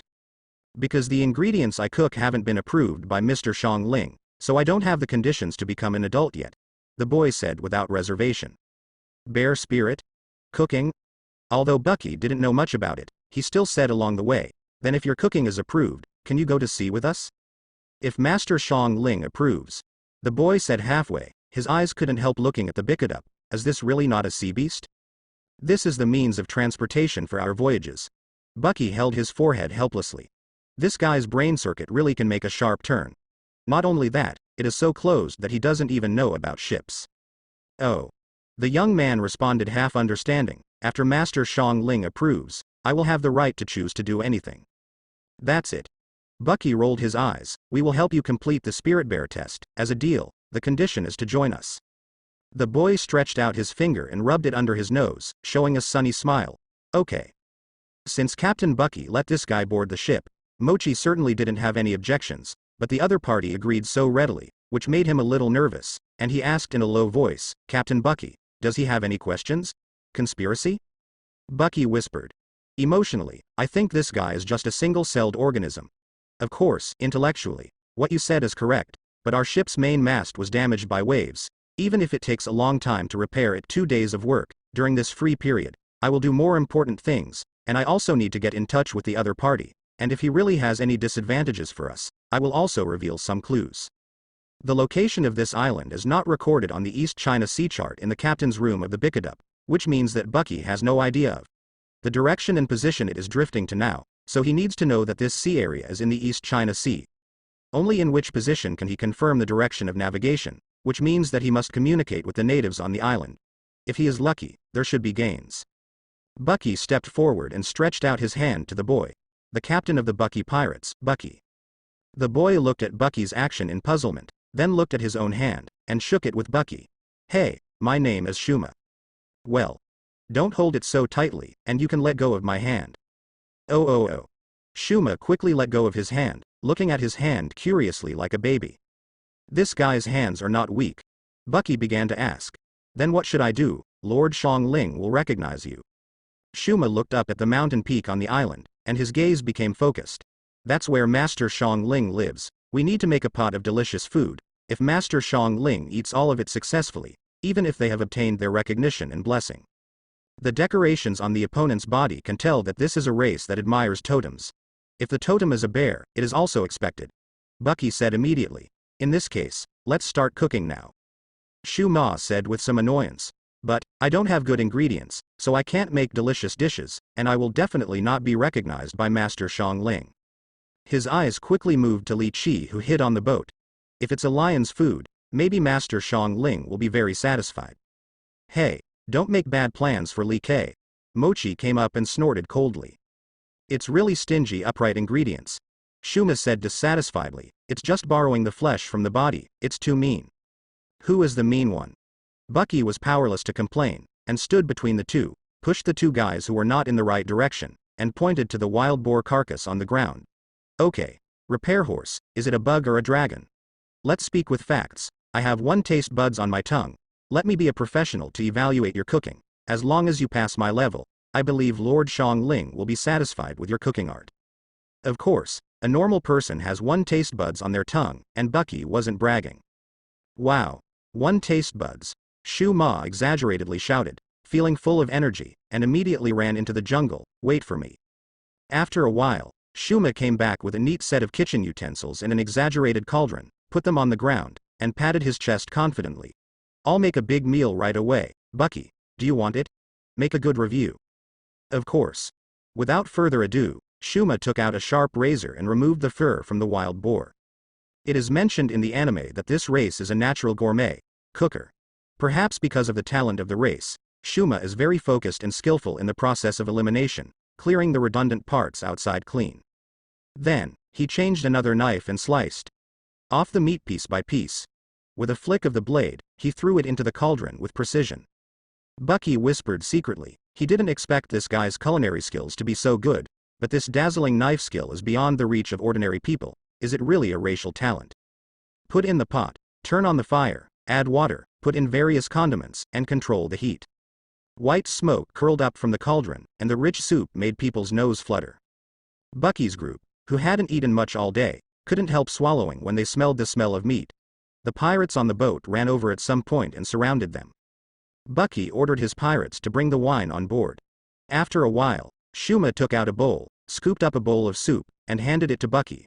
Come on, Bucky, you come and use your taste buds to taste the dishes I made, but the ingredients are not too good. It might not taste very good. Bucky took the bowl and took a sip. The hot soup flowed into his stomach like magma, as if rolling and roaring in his stomach. This taste. Bucky closed his eyes and felt it slowly. The entrance is smooth and delicious, as if there are countless elves spinning and jumping on the tip of the tongue, releasing a graceful and light dance. I feel like I have returned to a long time ago when I was free in the sea when swimming. No, it's like swimming in magma. The magma is constantly bubbling around me, and the hot magma is constantly washing my body and enveloping my soul. At this moment, my soul finally feels the sublimation, as if the holy angel of heaven is calling me. This taste is really delicious. Hearing this high evaluation, Shuma covered his eyes and burst into tears. Bucky, you are the first gourmet to praise me so much, I am so touched.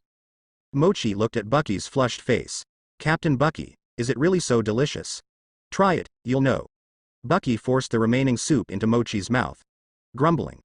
Mochi finished drinking all the soup, and sat on the ground in a daze. His face turned red from bottom to top, and finally even his white hair was dyed bright red. White smoke came out of his head, and his mouth suddenly looked like flames spewed out like a fire dragon. I'm scalded to death.